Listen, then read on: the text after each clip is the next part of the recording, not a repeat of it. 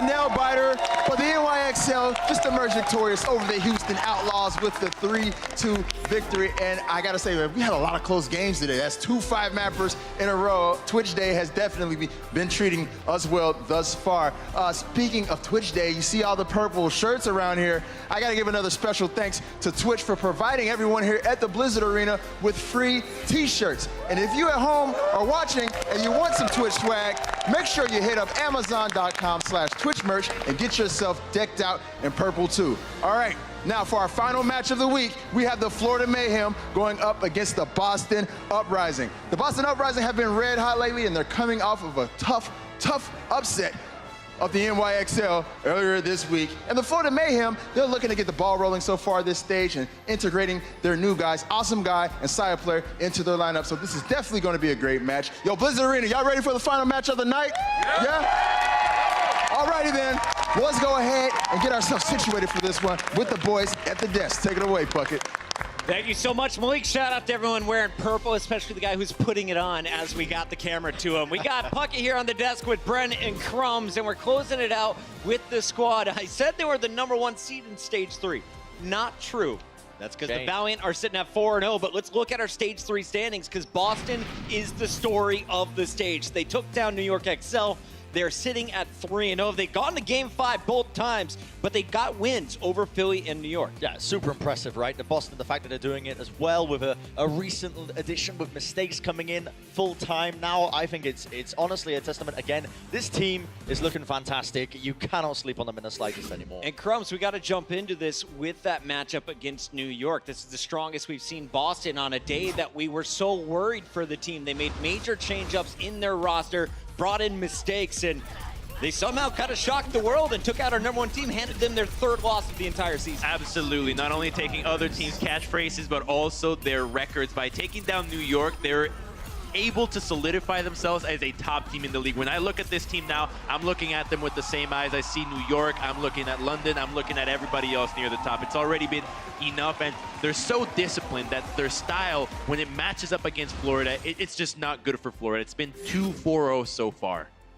I won't disagree with that one, to be honest. I mean, Florida as a team, I will say that we can't realistically sleep on Florida as well as a team, because they are looking like an entirely different beast altogether. You've got the introduction of Sire Player and Awesome Guy coming into the mix has completely revitalized this squad when they were not having a great time at the start of this season. You know, this is a squad that was having a lot of troubles adapting to the Mercy metagame, and now they're looking to try and mount back a bit of a comeback as we're heading into Stage 3. You know, they're starting to play a bit more these dive compositions. They've got solid pickups that they can build around and really start to get some wins. And if you look at Florida's strength of schedule, it's basically been the hardest. Look at who they've run up against. Their first match, it was 0-4 to New York XL. Then you play Philly, and then you play London. Not an easy start for Florida. And their 4th match doesn't get any easier today, because you're playing the Boston Uprising, and their star Tracer player Striker has been on fire recently, but he's shown us more than just the Tracer. Some Junkrat's been coming out. This man is truly evolving in the DPS role. Absolutely, and in my mind, I would actually pin Striker right now, currently, as the best Tracer in the Overwatch League. And I'm straight up going there. I genuinely rate him this highly, because the man, in my mind, at a certain point, it was Sabiobi who was the best Tracer in the game, but he completely put him in check when Boston was playing against New York.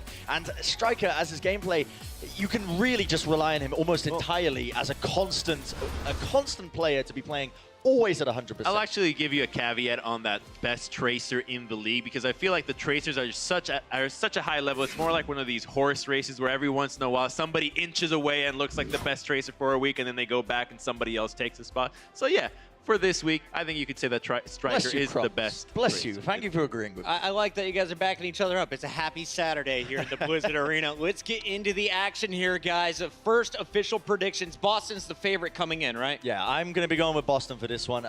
It's realistically, everything we've outlined, it seems like it's their match. It's been 2-4-0 so far, and each one has progressively gotten better for Boston, and they don't seem to be slowing down. So it's going to be, I think, closer than a 4-0 this time, but I still think Boston should have the advantage coming into this one. All right, it's time to close out week 2 here in Stage 3. Make some noise as we bring out our team, starting with the squad from Florida.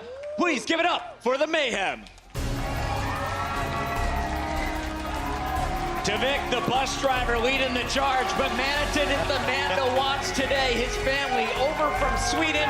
Those happy yellow mustaches out in the crowd. Everyone wants to see Tim get a big win. And I will say, I literally saw him driving the bus, so he has to not only take the team physically there, but also physically get them the win. So this guy's performing double duty, and that's just going to make this time of his life that much more memorable. And Brendan, we didn't see Swoosh, we didn't see Logix for the Florida Mayhem in their last match. Today, it looks like the starting lineup again is going to feature Saya player on DPS, an awesome guy on that main tank. Yeah, no complaints from me. I feel like this is probably one of the strongest that Florida's looked in quite some time.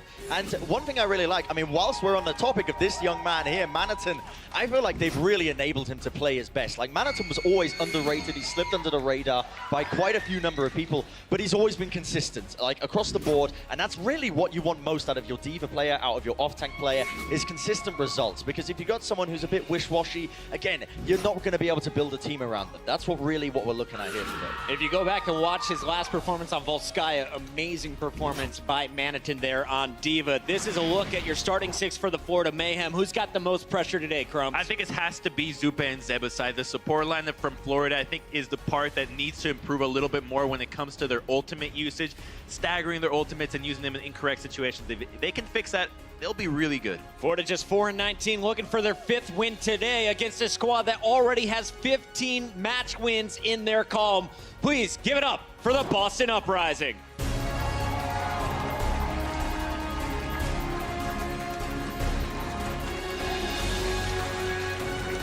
Kellix, the Dane, the support player leading the charge. That man right there on your screen, that is Note Mama coming down from Toronto to cheer him on. She was the good luck charm against Boston. I think she's what got him the win, Brent, not their performance. Against New York, you should say. Excuse me, yeah, Boston against New York. Appreciate you. I'll let you off the hook this one time. You've been so good to us all year round. But right now, I mean, both Boston being the focus here. And, like, what have we not said about these guys? These guys play unreal. You cannot sleep on them any longer because of how well they play. Crumbs, you said it yourself. You consider this to be one of the top teams at the moment. And it's a completely fair point to make. I don't think anyone can make an argument against them right now, especially with the trials and tribulations they've been through recently. The fact that they've recently added in mistakes again, had to essentially relearn how to play around with mistakes, and they're still performing well. Sufficient things have happened in the league. Losing the player, new meta, having to adapt to a meta that they hadn't played against before, which every other team has, and still coming out on top, perfecting dives, being so disciplined. So much opposition has been thrown against the Uprising, and they've come out triumphant every single time. Boston's performance so far has been clinical. Today, I want to see, are they bringing their absolute A game against the Florida Mayhem, who's been struggling, or do they let off the gas? You can't give up any maps if you want to chase for that #1 seed. We got our 12 players on the stage. The match is ready. Blizzard Arena, are you guys ready to get this one started? Here we go, your casters for the final match of the week. It's Semler and Hex. Thank you, Puckett.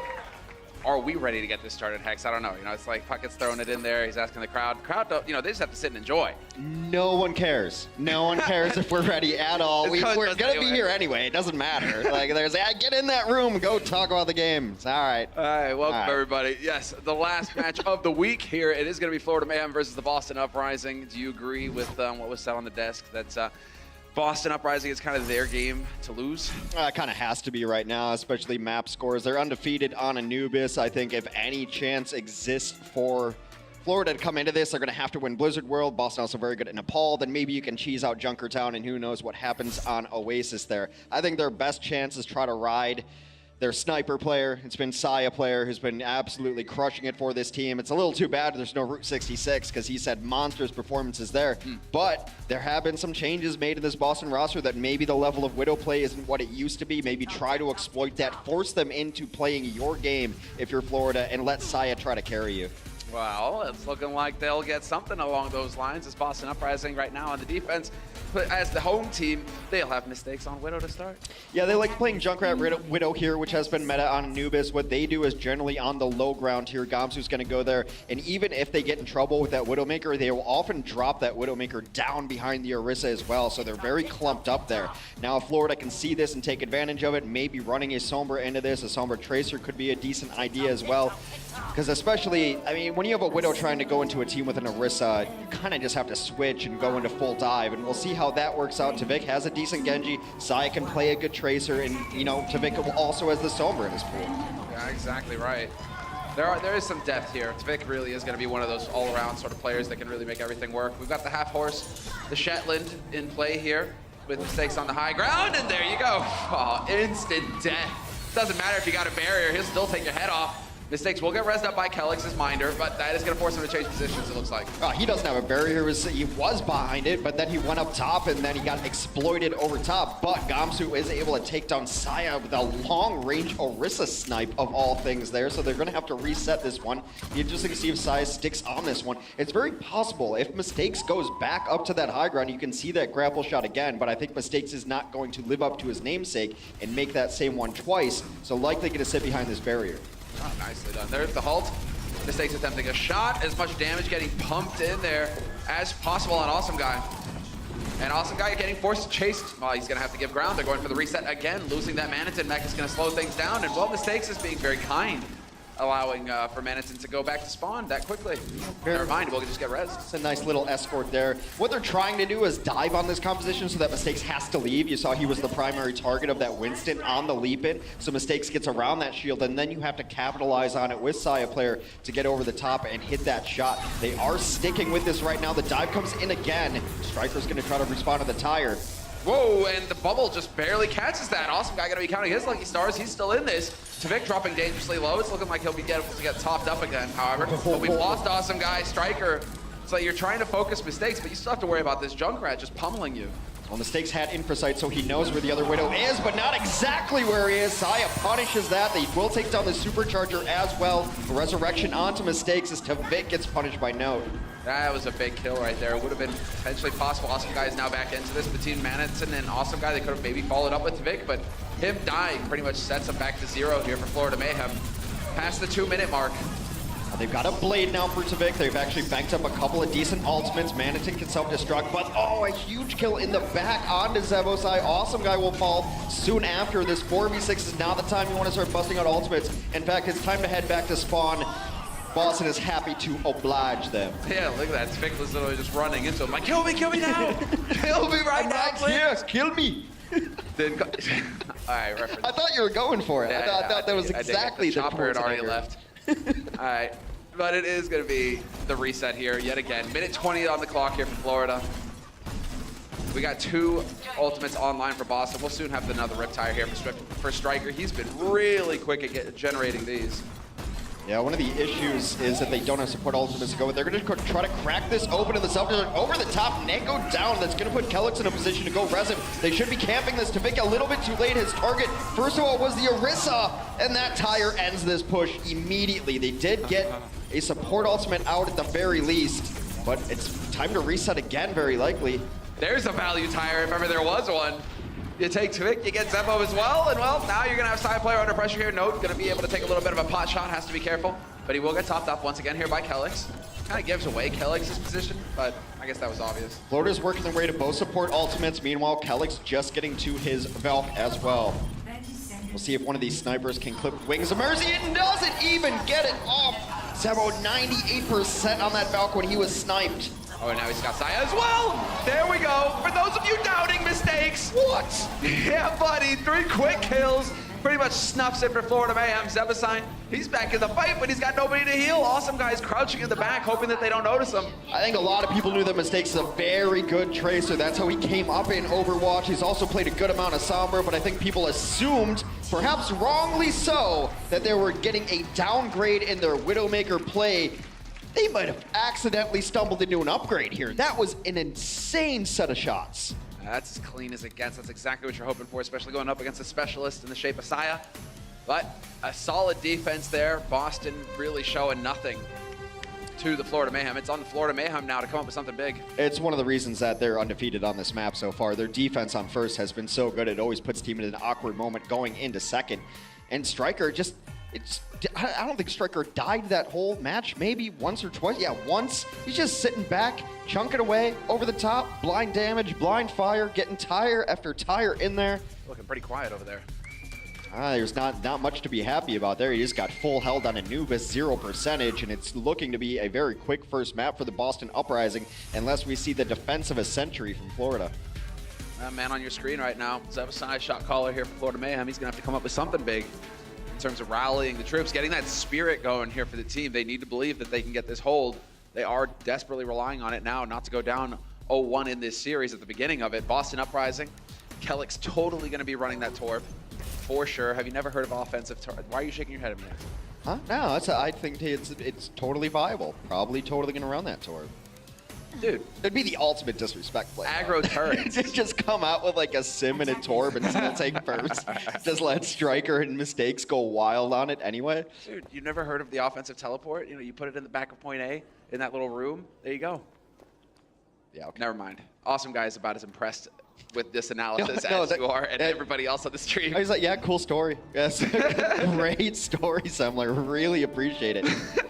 Like, they're in trouble here. They're going to have to get a lot of picks early and just rely on that. 4 minutes, only 33% needed for the Boston Uprising to take Anubis. So far, Florida is 1-4 on this map. I don't believe they've even played it in Stage 3, so I'm not sure how practiced they are on it. It was a Stage 1 map, of course, rotated out Stage 2. Now it's back, first time in it, and we'll see how their defense is going to fare. But really, Boston could just sit and bank ults. That is a nice pick. They're going to have to wait on that. The grenades just hunting them down. And that was a moment where, you know, you blink, you miss them. Striker just dashing in, managing to evade the Widow. Guess you can't evade all the grenades. They're just constantly getting lobbed into your face. Yeah, and the halt also really helps too. You start spamming that one area and then you halt them all into it. Here comes the dive in. Everyone's a little uncoordinated here as the dive is not super coordinated, but it seems like they kind of faked out. They were in and now they're out just trying to pressure them down. Awesome guy with a nice kill on the Gamsu. This is not quite over yet. They can still try to contest with this, especially with that res. Yeah, that res, that makes a big difference. Now Gamsu's back to full HP. It's going to be no throwing himself in here. Still hanging on to that mech somehow. Zebasai dead yet again the first time. There's Tvik with the tire though. Eliminates Striker. That's a big threat. But Mistakes is there to trade it. Maybe a situation where they can ride this out here, Boston. It's on Mistakes, but he's not going to survive. Still 4 players alive here for Boston. Both of the tanks and both of the supports. Really nice peel there by Manitin to come back and help out over the top to make sure that that Genji doesn't get a reset through that dash kill. And now they do bail out. Still kind of like a halfway retreat. They're still milling about the bridge, trying to set things up, waiting for Mistakes to get back into this. Yeah, they figured out that no D-Max. Yeah. He's hiding over there. That's what you get with the Widow. The Widow Infocyte. So now they're just sitting up here. I don't know if Florida generally wants to try to contest this because you don't want to lose someone and even up the fight. You're just sitting 6v5. You know exactly where they are and you're having eyes on all escape or entry routes. Here we go.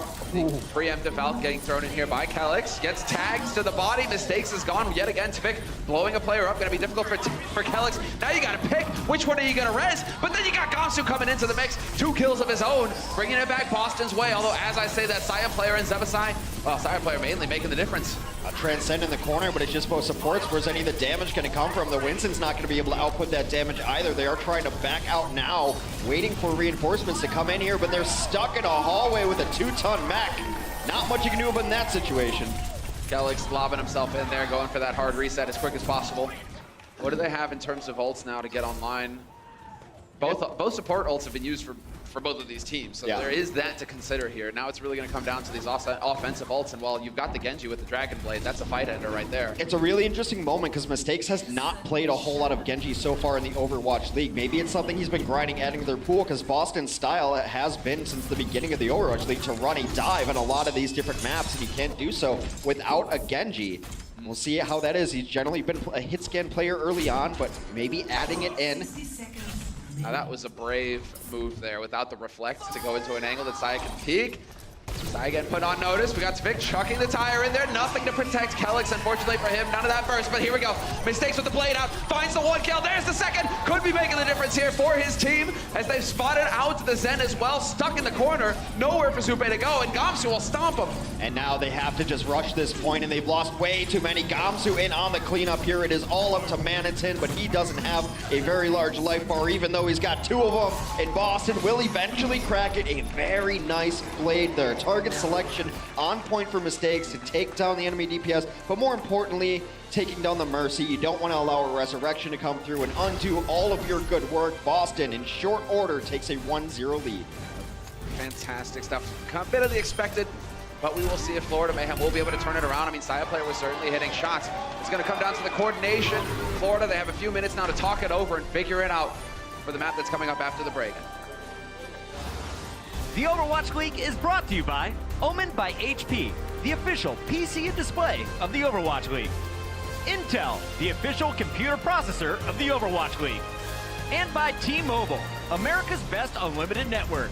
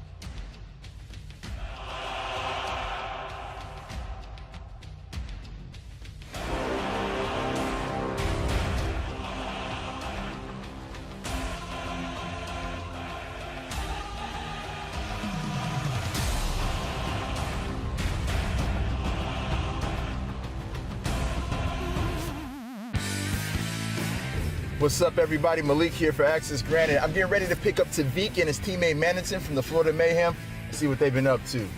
It seemed like a lot of people kind of remembered you guys more so for the fact that you would come out with these, super entertaining entrances, right? Why'd you stop dancing? I gotta know. People are under the assumption that we decided to skip practice and basically started taking dance classes instead. Well, in reality, all it took us was about 1 minute right before we were about to go out, and we said, well, this sounds fun. Coordination when it comes to the real life, I mean, it's a little bit different compared to the game, at least. Oh man, such fun times rolling around the streets of California with those guys. And friendly reminder to everybody out there, we're actually gonna be doing another AMA at the end of the day with their teammate, Zappis. So make sure you stick around after the matches are over if you wanna get in on that Q&A session. But Boston, they have jumped out to a quick 1-0 lead. So let's go ahead and get back into the action with our casters, Simler and Hex. Thank you, Malik. And yeah, definitely want to hear what Zappis has to say. I mean, view from the bench has got to be pretty good. Oh man, that's brutal. I don't even know why I went that deep, but hey, it's a tough thing for Zappis. He comes in, he plays one game, and they're like, right, you're not able to really fit in here. You're messing with this thing that's finally working. And I was just talking about this going into the break. Same thing. It feels like Florida, they were making some progress, but then back to square one again? You don't beat Boston on assault maps. All right, fair enough. There is that. There is that, but it's still looking touch and go here for Florida. A bit of a tough break for him. Yeah, we'll see. That was a smart guy. I'm sure he's doing player coaching stuff as well. Came in, and they only just threw him in the mix of like, hey, wait. Brendan, we see you, dude. Don't worry, we're paying attention to you, bro. How could you miss that shot? And so like, they threw him in on Hollywood because they're like, we don't know what to do. Zappis, get in there and figure it out. And like that didn't work. So maybe he'll get some playing time in the future as they go forward. I think this is almost a must-win map if Florida has any chance at going through here, because they don't want to go down here and then go to Control, which Boston has been very strong in as well. And it is Blizzard World, and it's kind of a new map for a lot of people. One of the metas on this map is running a Sombra Tracer, and Florida definitely has the players who can do that. You can run Sombra Widow, Tracer Widow as well, so they can definitely run what they want to run or what they've run on here before. On the other side, though, being a Sombra and Tracer map bodes very well for Boston, who happen to have very good Sombra and Tracers as well. There's a man who makes very few mistakes, despite the fact that he is named mistakes. He happens to be a good Sombra player. There's also a guy who last week put NYXL in their place on Tracer, which is no easy task. And Bren's trying to sell it to me that Striker's the best Tracer in the league, and I said, let's give it a couple more games. Listen. Look, Striker's definitely in the conversation, but let's give it a couple more games before we anoint him above some of the guys who've been doing it for a long, long time. Bren was doing a better job of selling me the idea that he is now the wacky waving inflatable arm man there than the Striker. You see? Hey. Halloween has to be that. I will be so disappointed. Actually, just come tomorrow wearing that. Next week, next Thursday, put it on Twitter. If Bren gets 200 followers, he will be wacky waveable inflatable arm tube man. I guarantee he'll do it. He will do anything for follows. Anything. Right, we're going for the wrap now, Florida. I mean, we saw this earlier, actually. Seems like one of the go-to strategies now for some of these teams. You get the mad rap. The one thing here is that they're moving all together as a group, whereas we saw Spitfire, they left Prophet alone. And I actually just thought that Side player got knocked off the side, but they left Prophet alone to sandwich. And instead here, Boston, there's nothing really punching him in the back. Yeah, the offense comes in here, and it does make sure that there's no sneaky shenanigans up top on the high ground, and it forces the defense in a really odd position. They're absolutely cleaning it up. Wow, it's still super effective. Even without the Tracer and the backstab, they just ran right into Boston. It doesn't look like Boston had any way to deal with that. Florida uses flank. It is super effective. They get the 2 ticks, and this should be just about it. Zupe's been playing a lot of Moira lately, not only on Blizzard World, but when we get to Control, he's been playing it on nearly every stage of Ilio, so he's getting very comfortable on that hero, and I think Zevo's hero is better on Lucio as well, so they're going back to their comfort picks right now. Tavik, very capable on the Genji, and allows Sai to play hit scan. That was spicy. That's solid dink. Vic making his way through. He's nearly got that blade. That's going to be a feel-good moment for him when he gets to whip that out and start dicing people up. Saya player, though, still looking for an opening as that cart takes its sweet, sweet time getting in here. We will have the pulse thrown in by Saya. He gets nothing out of it. Instead of Strikers like here, hold on, let me show you how it's done real quick, Saya. Zupe and Saya dead. Yeah, and a hacked Genji is just scrap metal in human form. He's on the ground right there. I will agree, Striker has probably been the most consistent when it comes to hitting pulse bombs. He sticks people constantly with it. It is absolutely nutty. Mistakes with a late hack there. They're gonna have EMP for this next one as well. So even though they gave up first in really easy fashion, they're in a decent position to continue holding this second. Here comes a Blade though. Yeah, here goes a Blade. Saya gonna get in. He's dead already though. Tvik not really gonna get too much value out of this. Did he even force? Yes, okay, he did manage to get the Nako. Well, Nako's trance was used and Kelix the wings, but Gamsu just tasing him all to death. Gamsu is a ridiculously good tank, often overlooked because we have so many good Winstons in the Overwatch League, but what he does, he's that quiet storm that you're expecting all of these DPS players in Boston. Then Gamsu comes in, he's just always in the correct position, finishing off a lot of these kills. He knows where to be when his DPS want to attack. The nice thing about it, well, it became pretty evident when he had that week off Boston just tanked. All of a sudden, Gamsu's back. Hey, they're winning again. You know, he is such a high impact player for this team. Well, speaking of new main tanks, Awesome Guy in here takes down Nako very on. Awesome Guy, one of the best names in Overwatch League, rivaled only by Cool Matt. There's so much hubris in these names. It is pretty good. Striker with a late kill onto Tavik, so they've gotten a little bit of progress. Nothing really decisive so far. They're going to drop the beat. Catches most everyone on Florida. They're going to try to continue to push off of this. That's a tough one. Can't really go through that coalition. Striker long range, demonstrating, hey, no problem with great aim. You can get kills on monkeys, even if they are halfway across the map. Continued pusher, constant pressure on the cart. Striker trying to just back them away. Doesn't want to have to use the bomb because he feels the fight is over, and Nako puts the exclamation point on it. That fight is over. This has become one of the harder chokes for teams to break. When the cart gets to this point, oftentimes teams have to start committing a lot of ultimates, coming at different angles, putting some back cap pressure on it because there's such a defender's advantage with all of this free high ground. Yeah, exactly. Taking that high ground as well is one of them, or at least forcing the defenders off of the high ground. Doesn't really seem like that's going to be part of the game plan here for Florida. However, they're wrapping their way through the lower hallway, stopping up to get a tasty beverage, maybe something to nibble on. Mistakes. He's got eyes in the back of his head, though. He's not going to get outflanked. One thing, though, is he's going to be looking for that high-value EMP, and we'll see if he can get it. He's playing very safe right now. Yeah, has to just go back and get away. He was very low health, so goes to his healers. That's a big EMP. Catches a lot of them there. That's at least 4 people hacked, and they are on the cleanup now. There is no escaping that Mistakes EMP. Very nice, super patient. A lot of people would have forced it when he got low health in a rough situation, said, guys, I'm EMPing, will probably die right after, but he waits for it, maximum value on that EMP. Vic had ideas about killing Kelix. Kelix thought otherwise. He was not amused by that. He actually called Note back to take care of him. So we will have the reset coming in again here for Florida. We're getting to 1:30 on the clock now for Florida Mayhem to get the job done and push it to the second point. Little Couple ults to work miscommunication. with at least. They have the Dragon Blade now on Zvik and Zupe, of course, on Moira. He's got the Coalescence. Well, Awesome Guy just used Primal Rage and did absolutely nothing with it. They're going to have to wait for Blade to get in here. Coalescence and Blade can work together if your support can track you as you go through it. They're going to hold on to the Blade so far, just trying to get Note out of Demek. That exactly happens right there. Gamsu's still an issue, though. Gamsu still, I mean, look at this Gamsu. They just cannot seem to deal with him. Knocking them all over the place. They're going to go for the hard dive into the back line here. Florida Mayhem looks like that's the game plan, but they're going to get picked off one after another as they try to make their mistake. Manaton ejected, not even going to be allowed to die on his own terms. Striker takes that choice away from him. Gamsu just leaping all over the place, creating problems. It's trying to pin down a cloud. It's not going to happen for you. Mistakes has worked his way up to another EMP. The only bright spot there for Florida is that they did force out both of the support ultimates. You see Nako and Kelix both at minimal percentages here, so they're going to really have to ride this EMP. If Florida knows this timing, they should be spread out as much as possible here to avoid this. EMP comes down again. Monster. They're all grouped up. They are all grouped up for it, but Tavik did manage to get the Blade out before the EMP went off, and so he is able to hack off Mistakes' head. Manaton gets D-next though, and Striker's still around here, ready to just take the fight to him. With both of these tanks, they can still be a real issue here for Florida Mayhem. Nearly getting the one clip. Another self-destruct comes into the back line. They try to deal with Moira, one of the harder targets to actually deal with, especially if she's with her other support. She does so much work to a Tracer, and they will simply walk it in. No, it is 0.17 away. Boston does not want to give this up. They've got bodies here and a respawn advantage, but Tavik will take down a few. There's the bubble at the last second. Not going to be enough, though, and they will eventually ride it home. 2 points picked up for Florida Mayhem. Minute and a half left to push it all the way home towards the throne.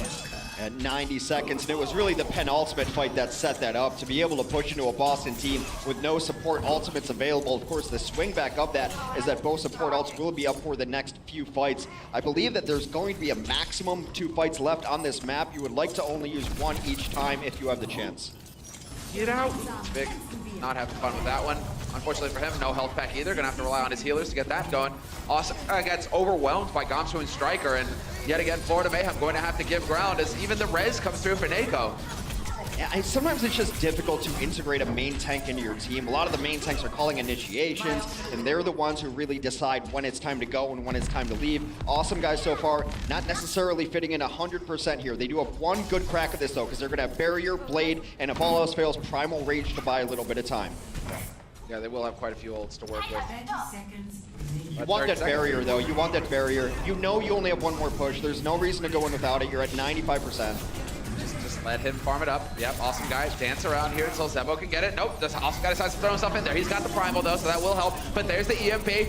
And are they going to be able to piggyback off of this here, Florida Mayhem? Can they do enough damage quickly enough as Tvik gets picked? There's the barrier though. He was hiding around, so he never really got EMP'd. He's able to get it off onto his team post-EMP, which is huge. But can they take advantage of it? Where's the damage coming through? And Gamsu has primal rage. He's knocking them all off the cart. Yeah, you're not wall running anymore, Zebo. You're going to be on the ground, relegated. Neiko's there to clean him up. And it will be Tvik now with the Dragon Blade, but again gets overwhelmed, run over by Note. And it is the defense holding strong here for Boston Uprising. They're getting kill after kill. Florida Mayhem are losing speed, although they are keeping that focus on the payload. An extra couple meters gained for Manitin. Yeah, that could be all the difference in the world. That is where the push will end, though.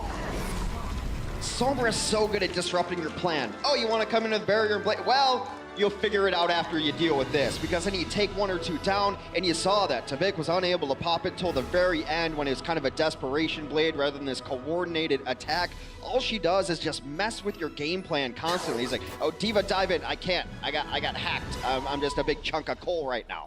This is where Carpe really shone earlier, where he was just constantly hacking. Even without the EMPs, he was finding those hack targets. I think he had 20 hacks across 2 maps, which is bonkers. A mistake sitting at 25 enemies hacked right now, 11 enemies EMP'd. We talked to him before he was getting a lot of playing time. We said, hey, next meta, you know, Sombra's going to come in. Have you been grinding that? Because he's a former Tracer player. And we know, like, oh, the spread is tightening, and it's kind of some of the same skills translate a little bit. And he just smiled ear to ear that he knew Sombra was going to be his time to play for his team. Now he's forced into a much more prominent role. But hey, the stars align sometimes, and now he's in a more prominent role while Sombra is much more meta. Yeah, everything really lining up for him. Highly motivated. Well, it is paying off. Now, Boston Uprising, they're in the lead in terms of maps. We'll see if they can pull it off here on the offense. Going into Blizzard World, 2 points picked up for Florida Mayhem and just barely squeaking it towards that 3rd point.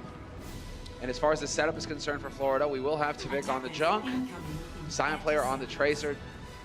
Nothing really out of the ordinary here for Florida Mayhem. Yeah, previously on Boston's offense on Blizzard World, they like to run full dive, of course, that being a Genji, Tracer, D.Va, and Winston going in. Now it seems like they want to opt and just let Mistakes continue to play the Sombra, a completely viable strategy. We've seen teams run on this map before. So Mistakes, I think that his hero pool is limited, that he's definitely a better Sombra than he is Genji, but who knows? He had an okay Genji when he got there after like 3 tries. He is showing that he does have the deep Widow, Widow. He's got the deep hero pool, including Widow as well. That is an option. We'll see. Lots to play for here, as we will have the D-Matrix just ferrying along the rest of the team. And now that Boston Uprising have made it into the back hallways here, they can go on that long merry-go-round kind of route. Straight flank all the way into the back line. Ignore the choke point. Just ignore it. Go around it. It's fine. Yeah, no reason. Might as well just take away the positioning here. This happens sometimes on maps where the offense has a good route. They'll just take away where the defense was, and now it just becomes the way teams push in, and you have to adjust to it. No, very slow approach coming in from Boston. Now they're on to the point. We will have Awesome Guy kind of cheeking his way through, trying to at least contest, and Silent Player getting clipped by Note. That's not going to help. Don't think Note did it alone. Might have been Neiko there with the cheeky orb. No, but he was down in the right position. He knew exactly where Silent Player was coming from, that he was trying that flank. That's why he backed up onto that point. A Transcendent trying to cap this one off as they bully around the corner here. A lot of progress. Desperation jump on for Manitin. It's going to buy them a little bit of time. They need kills, though. They came super close. Who's going to be contesting it now? Kelix dying is a big deal. That is huge. Absolutely monstrous. Meanwhile, Zebosai has also popped the wings at the same time, keeps everyone alive and healthy. Back to the drawing board for Boston. They did use their Transcendence onto the point. They will also have an EMP ready to go. Mistakes, if he hits less than 3 people on this EMP, I'll be surprised. Especially considering his position right now. He's just waiting. Waiting for the call for his team, and right now, Florida has no idea what's coming for him. He's going to be able to walk all the way right up into the back line. Very passive translocate, though. I would have liked to see him use that closer. Yeesh. Because now he's got to reset, and it's a long ways away. I thought he had plenty of safer places he could have dropped that down on.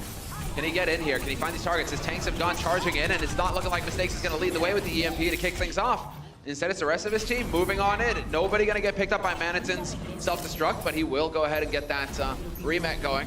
And now mistakes. Does he decide to get it in here? Every time, Topika's got eyes in the back of his head right now. He is not getting caught off guard by this guy on Sombra. Well, he gets caught off guard by Striker, though, as all this work Mistakes is doing is simply distraction right now, and you have to be alive and annoying. It's very similar to that trace where the EMP finally comes in, trying to get this cleanup now, but it's not enough. Saya gets Gamsu. I don't think they have the throughput to be able to take this unless Striker goes off.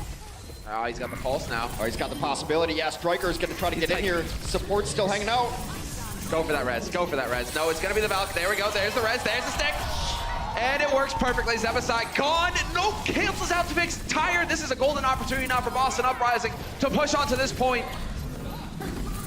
Striker making a case to be the best tracer in the league. This is ridiculous. He's been alive so long. This stall out there. He does finally get the throughput. This should eventually be Boston's. They will take it at the last second. Meanwhile, during all of that, Mistakes did use an EMP, but already at 70% again. That's so stupidly sick by Striker. You see it all coming together. So he's like, oh, they're all grouped up. Oh, that guy just died. There's Valkyrie.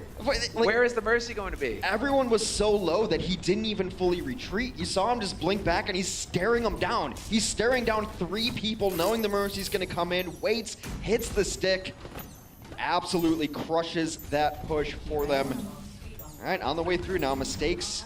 You know, I actually like this style of play. He's just being super annoying, very patient on the EMP. Has no reason to go for it. That hack denied. Jump away, though, as the tank's retreat is going to try to set up in a little better position. Making a lot of progress right now, though. Striker 1v1 Saya somewhere. He gets a little help from his Zenyatta, and they're going to keep pushing this one through, just taking all the free push possible. Vic will find Striker eventually, but that should be a resurrected Striker. It is. Striker just keeps happening to run into grenades, it seems like. But we will have the Riptide thrown out here by Tvik, looking for a target. Hungry for one. He's doing a good job of dodging, and he will find Gamsu eventually. High value target there, if ever there was one, as Kelix doesn't have a res to bring him back into it. Deep self-destruct. Oh, buddy! There we go. Triple self-destruct and the quad kill. Striker just piling in there with the help of Mistakes as well. When I first saw that angle, I was like, oh, I think he misangled that, because a lot of the self-destructs have been going up, if you see right now on your screen, that high ground above the movie posters, because that's where support's been hanging out. Yeah. I was like, no one goes in the bottom over there, but he saw everyone retreating over there, an enormous self-destruct by Note. That's so frustrating for Zupe as well. He nearly gets it off on time to save Manitza. Now Awesome Guy has been hacked. He's not going anywhere anytime soon, and they are going to make some progress, quite a bit of it, and no possible chance there for Florida Mayhem to contest at the end. Everybody dying.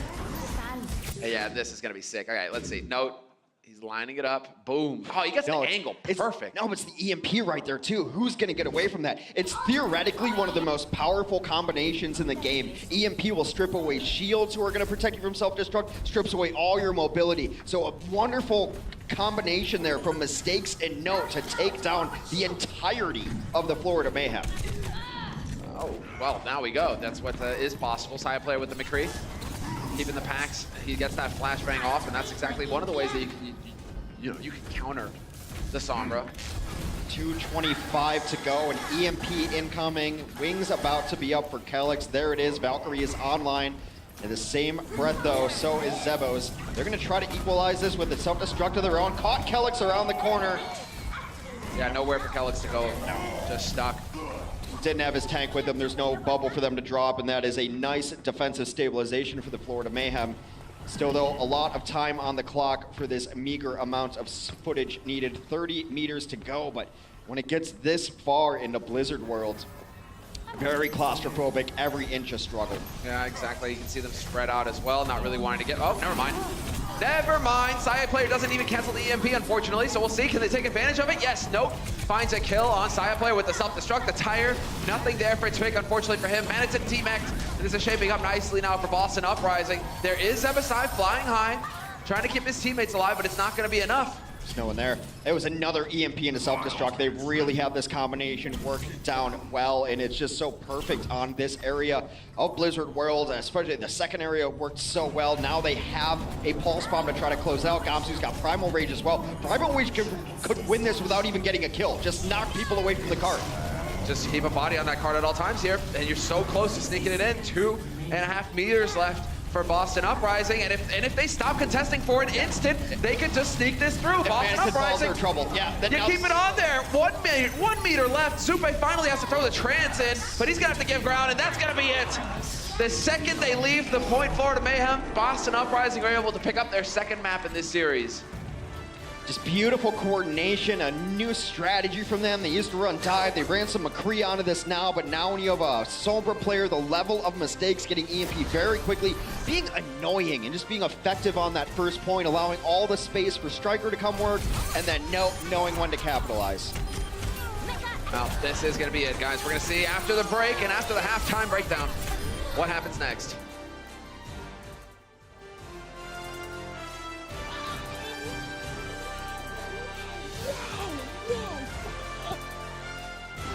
The Overwatch League is brought to you by T-Mobile, America's best unlimited network. Omened by HP, the official PC and display of the Overwatch League. And by Intel, the official computer processor of the Overwatch League.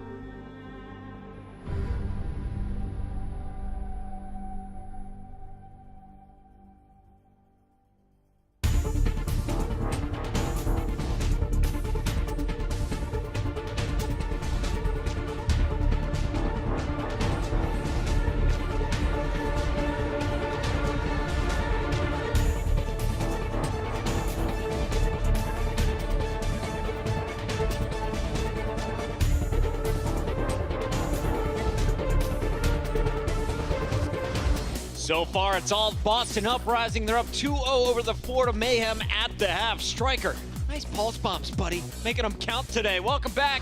We are live from the Blizzard Arena. This is the final match here in week 2 of stage 3. I'm Puckett alongside Crumbs and Mr. Brennan. And so far, we got what we expected. We all thought that Boston was going to be the favored team coming in. Let's talk about how they got their victories, because the first one, incredibly impressive. At the professional level, you should not be able to full hold your opponent without giving up a single tick like this Boston's mistakes was hitting so many headshots on that Widowmaker. Absolutely. Mistakes pretty much being paramount to this strategy that Boston were running. You know, you get the Widowmaker going off, get these headshots going as well. You have Striker on the side running the Junkrat, and I mean, you've basically got a recipe to try and full hold them here. And when you essentially outclassing a team so much that this does happen, you know, from time to time. It's very rare in professional games because of how good usually every single team plays, but in this case, Boston, again, just showing why we consider them to be a top team. Well, Temple of Anubis is the kind of map that requires you to, when you lose a little bit of the defense, you're always thinking about what do you reposition next, what is the next move, so you always have to adapt to your position, which is discipline, and that's what we thought Boston Uprising had the advantage over Florida, and it showed here, and it showed already before with 2-4-0. And of course, we always give them credit for their ultimate management. Great use of it in game number 1. Let's go to game 2, though. Blizzard World was a little bit closer here, and we saw a pretty strong defense from Florida Mayhem on the A point. Unfortunately, after Boston unlocked the A point, they were able to keep it rolling through B and eventually outpushed Florida on point C. But I feel like this has been the stronger of the two performances from the Mayhem. Yep, still been pretty close, actually. I mean, this is probably why we consider Florida still to be a very good team on the up and up, to be honest, because Boston are a team that you can tell they put a lot of prep into certain maps, right? Because there's certain maps they're incredibly good at, like Volskaya, Anubis in particular, and then they just kind of they're not very good at all on Hanamura, which is strange. You know, normally teams are good across the board on a certain game mode, but here's the evidence here, because it's a brand new map in the rotation, and Blizzard World, it seems like they are a little bit more uncomfortable. So there were opportunities that Florida could have taken and capitalized off. We didn't see it. Boston still ended up taking the game, but still signs of life. Yeah, well, when you're Florida, you put more effort into this map, and I think they've done a lot more into this strategy, specifically around the Sombra. Tivik Sombra has been really good, but it's just not enough to make the difference, because if you are not getting those hacks off, if you're trying to play that team fighting Sombra, try to get those hacks with the tanks, with your own defense matrix and shield, it's just not going to happen, and it takes too much time, and Boston picks it up. Who are you cheering for? Understand. Who you guys cheering for? I'm cheering for Maniton. His family's here right now. Yeah? Get for the stashes. Do you know what I'm cheering for? All you guys in the Twitch chat to get those cheer emotes going on, those bits. I'm not sure how you actually get them. I could never work out the payment details, but I'm pretty sure you can watch some adverts and get it going. Or better yet, actually, you can subscribe to my channel and get an emote of me drinking out of a shoe, and you can spam that in the chat. But, you know, it's up to you guys, whatever you want to do. It's a magical world, the place, Twitch.tv. You have subscribers?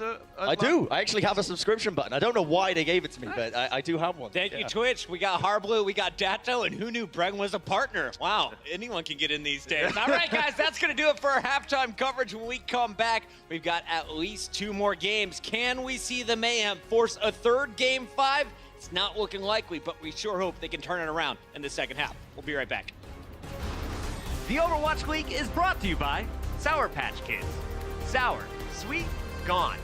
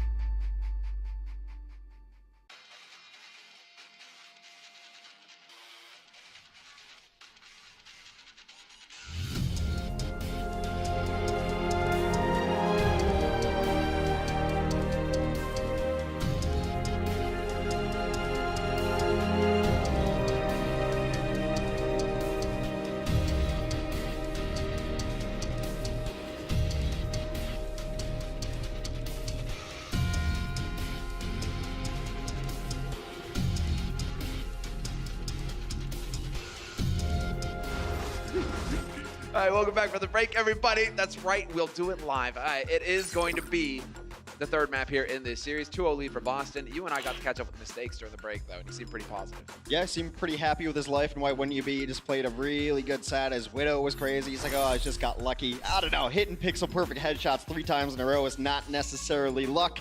Sometimes maybe it factors into it, but you put yourself in position to be lucky by being just that good. A very fine line, you know, in terms of where, you know, is that lucky break, or did you really, or is it all the muscle memory, or, you know, whatever, the stars aligned. You can put it all sorts of different ways.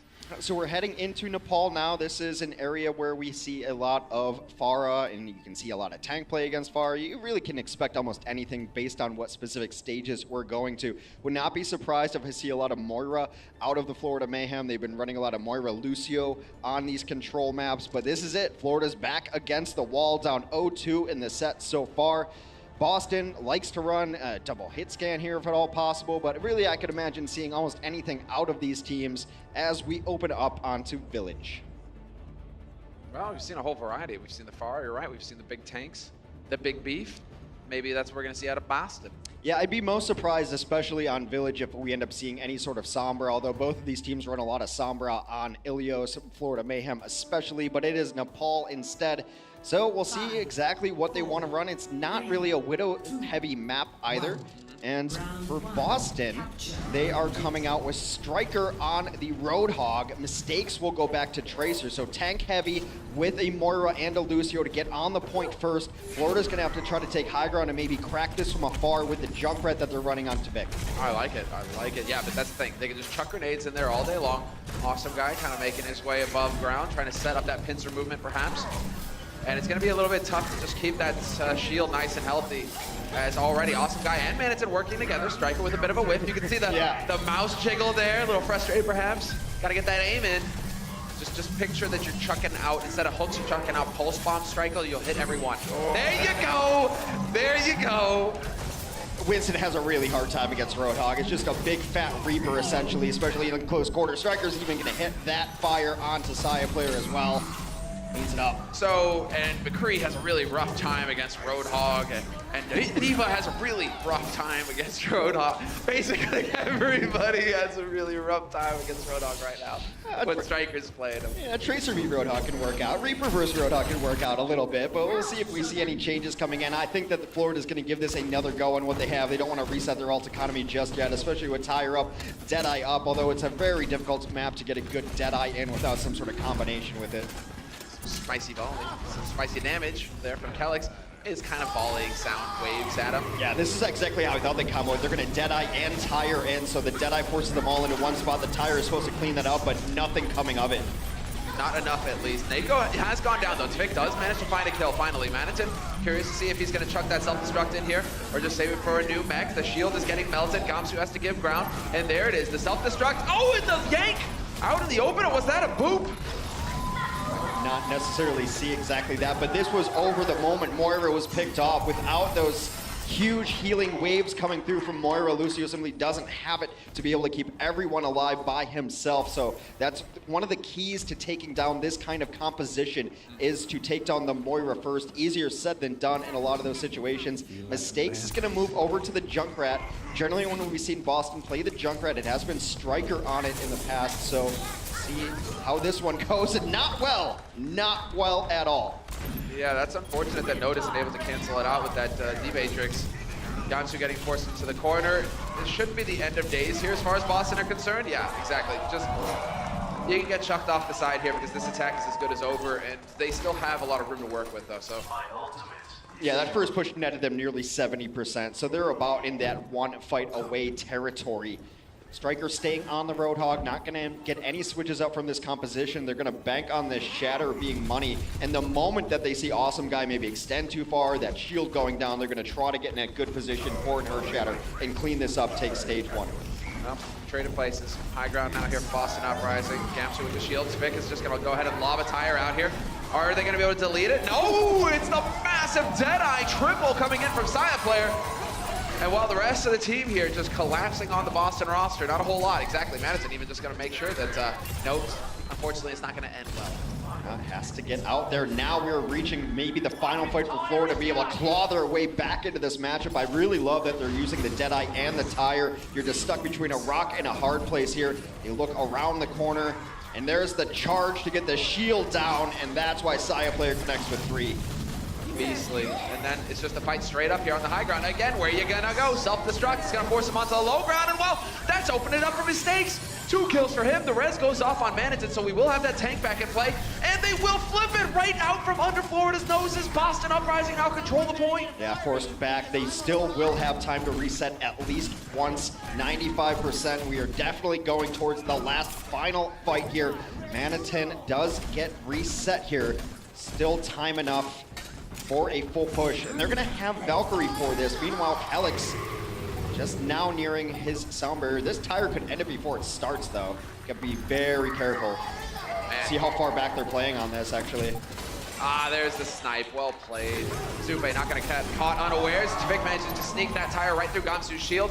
No res possible here, and really that Earth Shatter, you want to kind of have it for this next fight. As Striker takes a leap down, misses his hook, decides to go whole hog, really throwing it in here. A little bit behind on the heels, although Nako is trying to keep him topped up. Yeah, Whole Hog was just to buy time on that point to hopefully get Gamsu back in this mix and to hit a big shatter, but they're getting cleaned up one by one. Saya player's got another Deadeye, could zone out this left-hand side. Meanwhile, it's been snuck back over. There was the Earth Shatter. Didn't really see the follow-up, though. And the sneak back here for Florida Mayhem now. The tranquility is definitely flowing, and Saya player's got the Deadeye all over again, and right there, nowhere to hide, point blank. Doesn't quite play it patiently enough, but he does soften him up enough for Zupe and Tvik to clean up. Fade was down there too, really working out their combos well.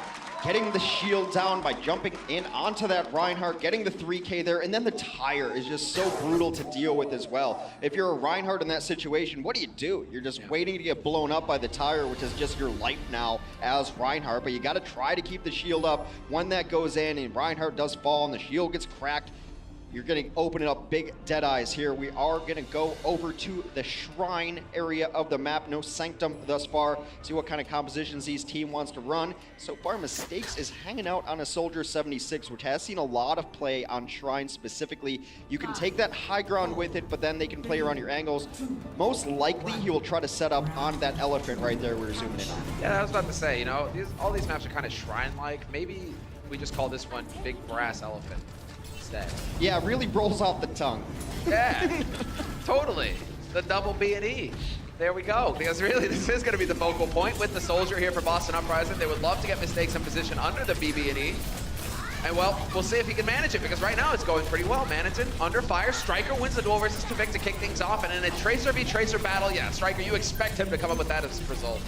Yeah, and he forces those engagements very often, very confident in his ability to win against opposing Tracers, and now it is just his playground. No McCree on the field to even slow him down. He will clean up the remainder of this Florida team.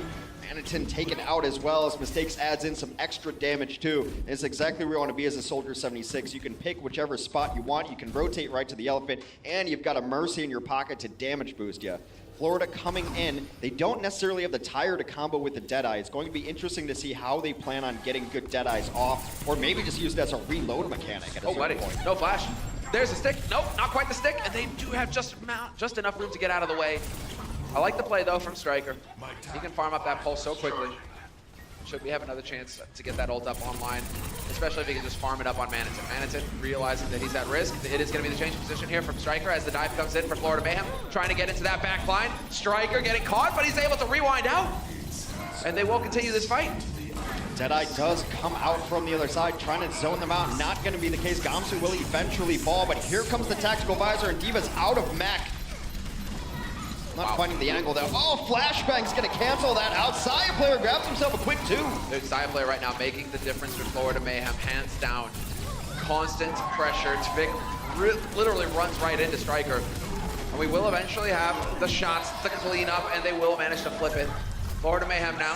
Yeah, it's almost exactly what happened on the first go around. 69% here for Boston Uprising, and now it's on Florida to close the gap. Florida going to be able to hold on at this point too. Always good to be in position here. Awesome Guy is holding on to the top point here too. He's going to notice this incoming flank. Striker does not notice the giant gorilla in the room right around the corner. He will notice the big brass elephant. because you can't ignore the brass elephant, but you might be able to ignore the Winston. I mean, I really admire your effort to make this a thing. It's gonna happen. Just accept. So, moving through now, Striker, again with the Hail Mary pulse. Again, not quite finding the kill. Still just putting the pressure on Florida Mayhem, who are sitting on 2 ults right now. Zupe working his way up to Trance, however, he's gonna get there fairly quickly. Might have it for this next fight. Might be necessary as well. A lot of damage getting poured on here by Boston, and eventually Mistakes will whittle Saya player down. Yeah, he cleans it up. All the damage initially done by Striker there, who just has so much courage against his McCree. He blinked through an anticipated flashbang. Here comes the tactical visor, but he's got a diva in his face. We'll just take the free DMAC and kill. Yeah, at that time, we will have no real self-destruct on the point itself. Now, Mistakes will get overwhelmed, sniped by Zupe. Or Volley doing so much damage to Saya player, man. He's relentless right now.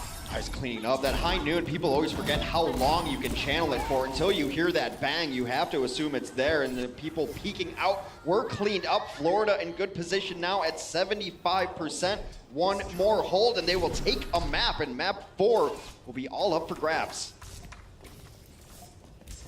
I really am convinced that the diva voice actress, she put her heart and soul into those cries. They might have actually thrown her off a cliff to get that line. That might have actually happened. Those are her best lines. All right, Saya player. I mean, good to have his perspective because the man is just hitting shot after shot, point blank, fan the hammer. That could have been a dead Winston once upon a time. Gamsu hanging on by a thread, but not for long. There we go, Saya player. Just continuing to do the deeps. Oh, Zebasai can't get around the corner, mate. Come on. Well, Striker's going to try to single-handedly bring this back. He gets Zebo and now Saya player down. It seems like there might be just a little bit too much despite taking Tavik down there. Awesome guy trying to close this one out. Knocking them all off. Florida not dead yet. Will take Nepal. And we are going to perhaps a series deciding or a map 5 deciding map number 4 on Junkertown. So it will be the J-Town. It will be map 4. And well, that would be fitting if we had 3 5-mappers today, Hex. On a Saturday. We started early. It's fine. Plenty of time. Plenty of time. No one's got anywhere to go. Saya player absolutely crushing it. We know what he can do on Widow. He has brought the Cowboy today, and he is trying to carry this Florida team to victory. We'll try to decide it in map number 4 coming up. Get the right. Get the right. Right. I'm dead.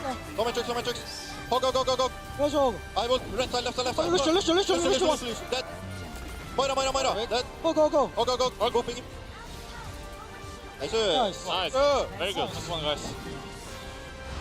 The Overwatch League is brought to you by T-Mobile, America's best unlimited network.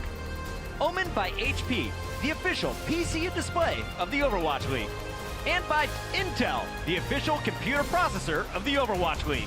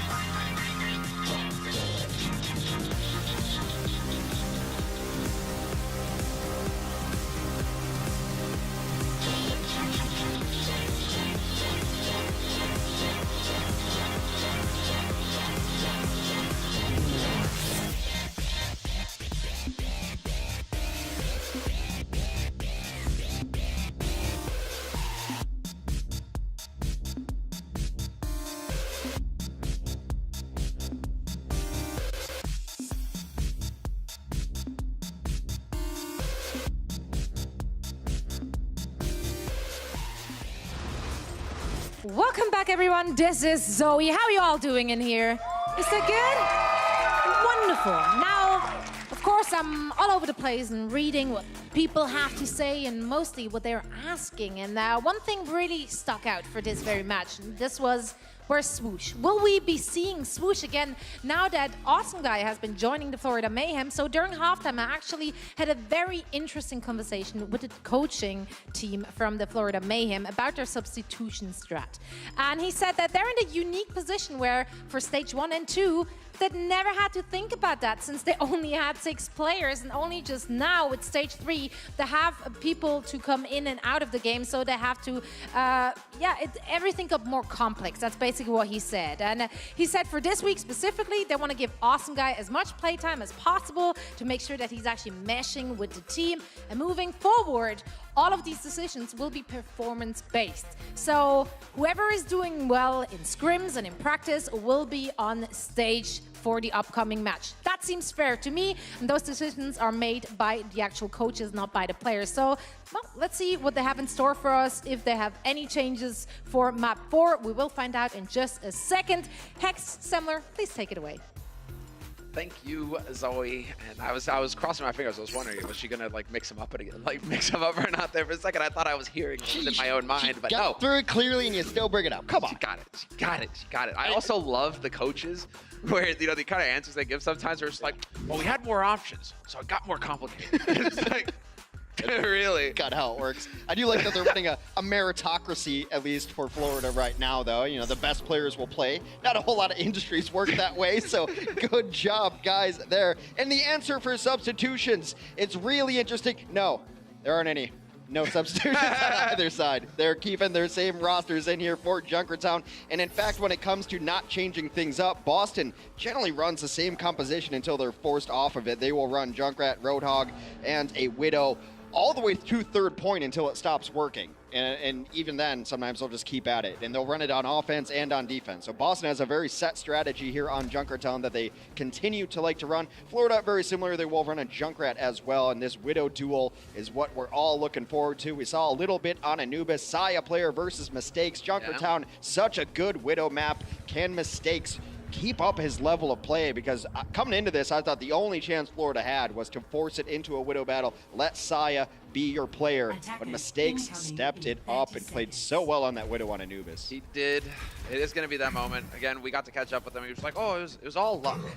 I'm like, well, all right, we'll see. We'll see. Now, I mean, you get basically the Widow map apart from what, Gibraltar, where you really get to go to town. Now we're going to see. Are you going to be able to go toe-to-toe with one of the most impressive Widows we've seen so far? Yeah, the only thing that's really changed up for Boston is not being able to run dive as confidently. Mistakes just not confident on his Genji yet. They're working on it. They're putting some practice in, and they just need to work out some of the communication kinks on running that full dive, and it can be hard to really work that out. Saya versus Mistakes, round number 1, fight. I didn't know you were a Street Fighter fan, Hex. I'm impressed. Yeah. I'm pleased. I'm pleased. Let me some FGC stuff. Dude, yeah, FGC. I mean, that new, what is it? Whatever, we can move on from this. Saya player, he's looking for an angle. Hey, he nearly gets a grenade to the face. That wouldn't have been pleasant. Hey, there we go. Mistakes looking the wrong way. Blindsided. Yeah. Widow wishes she was just a little bit shorter there, head sticking out over that railing. And that is a huge opening pick, and based off of that, Boston's gonna fall back a lot, give up a lot of ground here, and now Saya player free to reign, take any angle that he wants. They're trying to throw a little flack his way to make him uncomfortable. Meanwhile, Manitin takes out his counterpart. Saya gets Mistakes again. Yeah, that's so tough for Mistakes to get back in here. And there it is, Kelix will be able to just sneak his way through, but Saya opening it all up. Headshot after headshot, and just it's so important to win that initial Widow duel, because then it's going to be Saya player who has to work his way into angles that Mistakes will control. Instead, Mistakes gets bopped twice, and there it is, a very quick first point for Florida Mayhem. Well, they should be able to set up here on second point. I have to believe that some of those kills onto Mistakes were just a lack of playtime, not knowing where all the angles are on Junkertown, because he seemed unaware of where that fire was going to come from, especially on that first pick. Yeah, the first one. Expecting Saya perhaps to be playing right side. Well, Florida, they continue to press forward, hiding behind the shield. Well, that's all going according to plan. I don't think that's any big shock to anybody out there. We will have the tire getting thrown here by Striker, however, right over the top. Now looking for the target, not gonna get it. He gets deleted by Tavik. A nice job by Tavik there. Oddly enough, Boston has given up the high ground. They dropped down to try to fight on this card. They don't want to give up any more free push. They'd rather take a ground war here. Now it's able to get Awesome Guy, and that means a shield down. Manzin's going to try to push back and crush the shield of the other team as well as they res Awesome Guy. Oh, I like it. Awesome Guy back into this, and what a snipe, what a play. Manitson denies it, but then the master play coming in from Note, the self-destruct that catches 3 and opens it up for 4. Ridiculous self-destruct by No brings this all the way back from the brink, so close to going the wrong way for Boston. No EMP to help him out there, just pure positioning, knowing where to drop that self-destruct. And Boston's defense has stabilized and will be able to hold this high ground now. And look, he waits for the Transcendence. Again, the shield gets cracked, the cooldown not reset yet, right over the top. Nowhere to run, nowhere to hide. Note takes him down. That was so clean. Zupe's got to be counting. I mean, he was so close as well. He was right on the edge of that explosion. That could have been a quad. Fire in the hole. Another opportunity for a big explosion. Let's see. Can Tavik get his tire in there? Hey, he'll find Nako before he gets gone. You'll take that. An interesting angle of approacher from Florida as they send the tanks in through the bottom and just bully out Boston, who was a little bit out of position previously. They dropped down from that high spot. They were just down on the ground fighting there. Florida saw this, took advantage of it, sent their big bodies in, opened it up with a tire. Now Boston's going to be in a tough spot to really try to retake this because Gamsu is a long ways away from getting back into this, it looks like. Could be a difference maker, though, because Nako's now swapped over to the Zenyatta, so we will have the Discord Orb in play here for Boston Uprising. Can they get through the choke points fast enough, though? There's a high-value target, a big kill coming in for Mistakes, and they are able to challenge here. Boston Uprising leading the way. It doesn't matter. Saya player took down Nako, took down Striker. Mistakes will soon follow, and Florida will continue to push on Junkertown, looking to take us to a map 5 with this very impressive offense thus far. Yeah, man, it's a man. Everybody really stepping up here on Florida. When your back's to the wall, you got nothing to lose. All of a sudden, that pressure can fall away. You can actually start playing your real game. I'll see Saya on the cleanup here. I believe one of his picks early, right onto Nako there. And then that is not where you want to be in the sights of Saya. It is the move that Boston makes more often than not, as they do go to double supports towards the end here. You don't really want to run a single support and just lose it. Huge hook from Manitin. One of the best Roadhogs in the game. Max range hooks, takes out Mistakes. And huge tire from Striker, though, might bring this back. It's just going back and forth. That was a filthy hook, but that was a filthy tire. Left skid marks everywhere. And Striker finding that kill on Manitin and Tavik. Boston Uprising. Man, they're doing a better job of keeping it together than I am right now. That is 100% true. All right, well, Calyx has Valkyrie for the next fight. Gamsu with that supercharger as well. Meanwhile, Awesome Guy a while away from his supercharger. I would expect to go down relatively early in this fight. They get yanked out into the open though, and now supercharger unavailable for this defense. Again, Gamsu. First to die, not pretty. That's going to really allow for some progress to be made here by Florida Mayhem. Gamsu is back into it, but he's got a long run ahead of him. Mistakes has been spotted, pinned down. Will he be able to find an angle to work with here? Some point blank Widow play could be fun, but he is going to get deleted by Tavik. Too quick there. Mistakes out of this. Saya player is going to look for an angle. They're trying to get aggressive very likely. That would be the perch he wants to go to see if anyone else is still sneaking around. He's going to continue to push forward on this perch. Has to be counting the respawn time, though, for his counterpart. Doesn't want to be too out in the open when Mistakes respawns. 37% critical. That's 37% on the headshots coming through from Saya player. Always a good stat. Well, we will have the supercharger going down. Yeah, that's ridiculous right there. Supercharger does come down from Gamsu, and they're going to all back away. He's in a very safe position and far back, but it means that they're tethered to it. They can't push much further forward. Big tire comes in here. Oof. That's a nice target. Nako out of it. Calyx is still alive. He'll get the res off. The res has now been used, and yet again, the halt hook combo is ruthless. Manitin never stops. Gamsu, he's, completely destroyed immediately already. Note again getting value for his self-destruct, but they are winning these fights for Lord of Mayhem. It is looking so good for him right now. Boston haven't really found the answer. Well, they forced out that Transcendence as well. Note is able to actually get Awesome Guy, and Manitin a little eager on the earlier hook. Almost had a Zenyatta. Will redeem himself there by taking down Striker, but Boston's defense has stabilized just a little bit here, mostly off the back of Note. When they stabilized on second, it was that self-destruct. Note is taking it into his own hands as D.Va, and he is protecting people and also going after some of these targets. Saya continues to dominate Mistakes this round. Yeah, Saya is not losing this duel. He has won it hands down so far. Perhaps some nerves coming in from Mistakes. Not quite comfortable on that Widow just yet. But now, Note, he's got that self-destruct. He's delivered quite a few barn burners so far. There we go, right over the top. Where you gonna hide? Looks like they will. Never mind! Manitin, he's the one who gets laid low. Manitin Falls will be resurrected though. They were able to take down the Supercharger as well as Striker comes in with a kill too. And it seems that the Florida offense has hit a wall here. 30 seconds remain. That's actually a huge kill. That's the guy you want out. He's going to go back to spawn, get a new mech. He had recently used self-destruct, so not giving up the biggest ult percentage there. Yeah, quick swap, remect, no problem. So we've got Striker high ground here, 50% and counting on his Riptire. Thank you, Striker. We were taking a look at that just now. Manitin goes over to the D.Va, despite how good his Hog has been. They're gonna try to just rush in here. A good stall tactic tank as well. Tavik over to the Genji. So they're trying to transition into something a little closer to resembling Dive, besides staying on the Widow. Yeah, Tavik can get over the top, a little bit more mobility for him. They're moving together as a group now. Awesome Guy waiting exactly for the opportunity, for the opening here to go charging through as Zupe decides it's now time to go for the trance. Gamsu's Bongo's not long for this world. And while we still have the halts coming through, but now Nako, the delayed trance on his part, gonna do a good job of keeping his teammates alive. And in the meantime, Striker again finding the double and the triple in the end. That should be it. What? Somehow Kelix took out Tavik, who was going after him, got that blaster going. Some big tires, some big self-destructs allow Boston to stabilize on defense for about 3 to 4 minutes straight. It was only Note doing his job, keeping them in this fight. And now the win condition for Boston is rather simple. Finish out Junkertown. Yeah. Easier said than done sometimes. Not the craziest amount of progress made by Florida. Just taking a quick gander here at some of the stats on the board. Saya player, he's kind of dropped down on that crit percent, down to 22% now.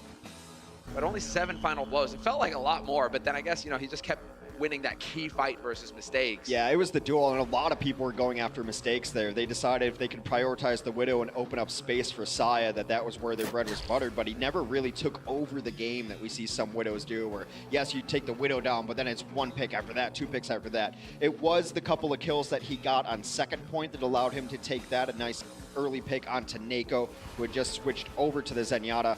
We'll see what they have here. I was really impressed as Kelix, who's solo healing a majority of that game until we got to third point, only died once. Now, Kelix, he is, I mean, a standout. Well, he's kind of that rock. You can really count on him on that support line for Boston Uprising. Very hard to kill, doesn't really go for those high-risk plays, but he's just always there healing, and that's really what he needs to be doing, keeping that priority going on. And until the very end when Tavik went after him and he shot him in the face. Hey, exactly, that also helps. If you can kill the people coming after you, you might die a little less too. Still, it is going to be the swap now as Florida Mayhem get onto that defense. Boston Uprising on the offense. We got Mistakes sticking to the Widow by the looks of it here to kick things off. And well, as far as Florida Mayhem, I don't think it comes as a shock to anybody that Saya will be staying on the Widow. Oh, Nako's on the Bastion offensively. This would be something that they don't always run. Generally, Nako would still play a Roadhog on the offense here. But they do have the pieces to set it up. It might just be to open it up to see if there is a Bastion on the defense. No, they're just going to go for it, try to melt that shield that's peeking around the corner, and they do get themselves set up here. Yeah, I like it. I like the trap placement as well, right there on the point. Gamsu, fresh shield goes down, and now we've got that pirate ship, Fair Breeze. Well, okay, I mean, we can keep going with No, I mean, you are a man who enjoys his sheets. Iron Tot! The winds are blowing. Let's go. Mistakes. He's going to get run over. In the meantime, the fight is happening on the ship. And Nako right now is just melting shields, melting players. Gamsu got the kill there, but still, right now they are making so much progress, Boston Uprising. It's the kill on Kelix, though. He's the only healer on this team for them right now, and they're going to try to keep going through it. Nako does have his own self-sustain, though. He can heal himself. You see him hiding around the corner, getting his own healing on there. Going to continue to try to get as much push as humanly possible. There's nothing you can do in this situation except try to get a little bit more, and then finally reset. Nako at 89% until tank mode. We'll see if he sticks with this. The cart might be just in an unreachable position to try to get to it with your Bastion, but you can still rotate around left side and house. You don't necessarily need to be on the cart there, and then set up a shield there and try to crack the enemy shield. It's generally where the Widow hangs out is where you start seeing the entire team go to in this situation. Ooh, missed opportunity there. Note, not going to be able to capitalize on it either. A few too many bodies. Watching Saya players back. Nako's just hanging out right now. It looks like he's going for with Gamsu on the right side. Yeah, they're taking a really cool angle here. They're behind Tavik. Now this is definitely an approach. Fresh barrier goes down. Nako going to go ahead and start melting people. He is getting boosted as well. Saya player is here. Self-destruct out of the open. Not going to find the headshot, but the double kill yet again. Note delivers the goods. Note has been ridiculous, and that's Zebo down too, so no one's going to be resurrected here as well. They need to continue and clean up a last couple of these kills, but Nako will do just that. Now they work their way to the cart, which has rolled a considerable amount backwards. Yeah, can they get a body on that cart? Somebody make some progress here. Now there may even be a chance for Florida Mayhem to re-engage if they were feeling so greedy, but they might not. They might be hanging back, although they're still kind of poking. Yeah, no, it's not. No. They're just going to make sure that they have the high ground control. You re-engage here, yeah, exactly. You lose that fight, then you've completely lost the high ground. And the last thing you want to do against a team that is running a Bastion, you don't know if they're going to switch or not. It does seem like they might be headed that direction to switch it up. No, just go back. The last thing you want to do is give a Bastion team the high ground right away, because how are you ever going to come out and fight that? So it's smart to never get up here. They don't want to give up this top right high ground, but they're still in a position where they don't necessarily have an answer to this Bastion. It's kind of going all on Tavik to be able to get a tire in here at some point. Oh, that's the frustrating one. Switching to Sentry mode just as the push comes through. Nako finds Awesome Guy. Didn't do the majority of the work, but still he finds that kill. That's going to be a feel-good moment for him. And well, behind you, yes, that's right. Manitson is there on the Diva, gets chased away, and now Nako can set himself up again on that payload. Be nice in recon mode, just poking around so he can heal himself while he is shooting. Just kind of shoot and heal, shoot and heal. Well, that might be the way to beat the Bastion, and the stove comes in. That's a full cleanup. That was a cheeky trap thrown down there by Tavik. In passing, no hiding for Nako. No, absolutely no way to get out of there. Now Gamsu in a little bit of trouble as he finds himself out in no man's land. They're going to let him live just to get better positioning on the reset up. You also don't want to lose anyone out here on that chase and put yourself in a bad position defensively. Saya watching the corners. Here's the change. So we will, I mean, wow, they're just moving together as a group, sticking tight, but now Tavik with that tire wants to take advantage of this. They're grouped up. Hey, this could be perfect. Right down the stairwell, even trying to get it protected. Nope, somehow survives. Barely, but he does get D-Mech to the end. Not going to be able to make it out. He's going to get himself a new mech with the self-destruct there, new call down. This is the same position that Florida took trying to re-engage as well. They're just going to get on the cart from below. Saya's taken a very strange angle behind the rest of his team. Here comes a tire. Trying to find someone who will just take the stairs. Oh, huge! Oh, monstrous kill. Zebasai out of it. Tavik gone as well. Mistakes finally connecting. Bullets to heads. So now it is going to be Mistakes. Looking for the follow-up. Not quite going to get it there. Could finally delete him. And yes, I mean, yeah, you got a rifle as well as a sniper rifle. So just go to town. Yeah, he had a shot on Zupe earlier. He missed. He's trying to avenge that and get Zupe on his way back home. Still can't connect with it. Well, how does Zupe live there? I mean, he only looked like he had 40 HP or something. I think he kicked the bullet away. Ah, those lightning fast reflexes. Yeah, he is an Omnic after all. He can maybe just calculate the trajectory, knows exactly how to reflect it, deflect it off of his iron heel. They don't let him play blackjack, that's for sure. little too many calculations going on there. So, with a little under 3 minutes left, they only have to go a little bit towards the end. 87 meters was on the board for Florida, and Florida wants to re-engage right now. Good catch here, but now both support ults out from Florida at the same time. Kelix did use his Valkyrie, but Nako, if they feel like their Sylvanas can pop it, they are gonna bring them back. Yes, it is time to go. They don't even need to use Transcend. Another huge tire from Striker. Zebo is just, I guess, attracted to tires. He smells rubber and goes right for it. Florida Mayhem need to call the bomb squad at this point, man. It's Hurt Locker. They're just going up in bits all over the place. Either it's D.Va or it's yeah, that was their defense too. It's just been rip tires and self-destructs that have kept Boston Uprising in this game. Mistakes putting on enough pressure here and there that they have to play around this, and then the bombs are coming in to be able to deal with that. Oh, not quite gonna make it out in time. That's gonna be the solo kill there for Maniton. Strong start here to this fight. See if Kelix is gonna go for the res. Not looking like it. Looks like he wants to try and, well, not really care anymore because he's dead. Striker will find Tvik though, so 1 for 2. Not quite gonna be good enough, and that's unfortunate that Nako threw that trance in there because this isn't really a fight that his team is gonna be able to come out ahead in. Yeah, it wasn't an ideal position. You saw even the players he wanted to heal were all split up, so he had to draw his attention between forward and back. Of course, you want to prioritize going back as a Zenyatta so that you're in a safe position when that Transcendence wears off, but Florida will clean that fight up. 90 seconds remain for Boston to finish this map, or we're going to another map number 5. Let's see that's what's gonna happen. 3 for 3, always a possibility. But a minute on this clock, still a good amount to work with here. Both support ults back online now for Florida Mayhem, seeing as how they use theirs first. That does make a crazy kind of sense. I like it. Striker getting a few more meters there out of the payload, but it's Tvik right in the thick of things. Nothing here to stop him from hacking them all to bits. Only the 1-for-1 trade, though, as yet again, Striker gets value out of a tire, removing Zebasai. Yeah, a little bit of a back-cap attempt there. They had 2 back there, but now they're cleaned up. Zaya's Tracer has come to life. He's going to town, and they will get a few. They almost back-cap that all the way, only 4 meters, but a nice catch out by Maniton to get back on that cart. Now they're in position, though, where they don't have to go around the bend. They can chance the idea of going through the bottom hole. They're going to send a forward scout in the Tracer first. You don't really want to group up down there because Saya's got the pulse bomb. Great focus fire, though, coming through there from Saya and Tvik. Getting on the back line, Nako's dead. Yeah, you got to go, just throw it out. 25 seconds left. How do you get out of here without further stagger, though? Because now, really, they're not showing any fear whatsoever. Kelix with the Valk Wings. Unfortunately, they've worn off now after that push. Yeah, they're gonna have to bully their way through. The D.Va's gotta be the one to get to the cart. Note needs a little more heroics. Gamsu already down. D.Va is flying up over there. They're gonna res Gamsu. D.Va gets on the cart just to touch, but perhaps a little too early as now there's no bodies as the map goes into overtime. How do you get in on this? They're getting bullied back. Gamsu, luckily for him, had the jump pack, and Nako throws in yet another trance. It will wear off eventually. Can they get the kills to make the difference? Zebasai dying first again. May cost them. Got to keep a body on that point. Tvik finds Striker, and now we have the blade. This should end it all. Well, it's a Primal Rage. Winston's going to take a lot of swipes to get him down. They will eventually team up on him. A self-destruct from Note, trying to have the heroic moment again. Or actually, that was Maniton's at first, right on top of Notes. They will both fall, in Florida forces a map number 5. Hey, tell me how you feel about Oasis. Well, I'm sure that both of these teams are more excited about it than London were earlier. But it's kind of a similar situation here. This is wild. Reverse sweep is possible for Florida. That was harsh, but it was fair. It was definitely fair.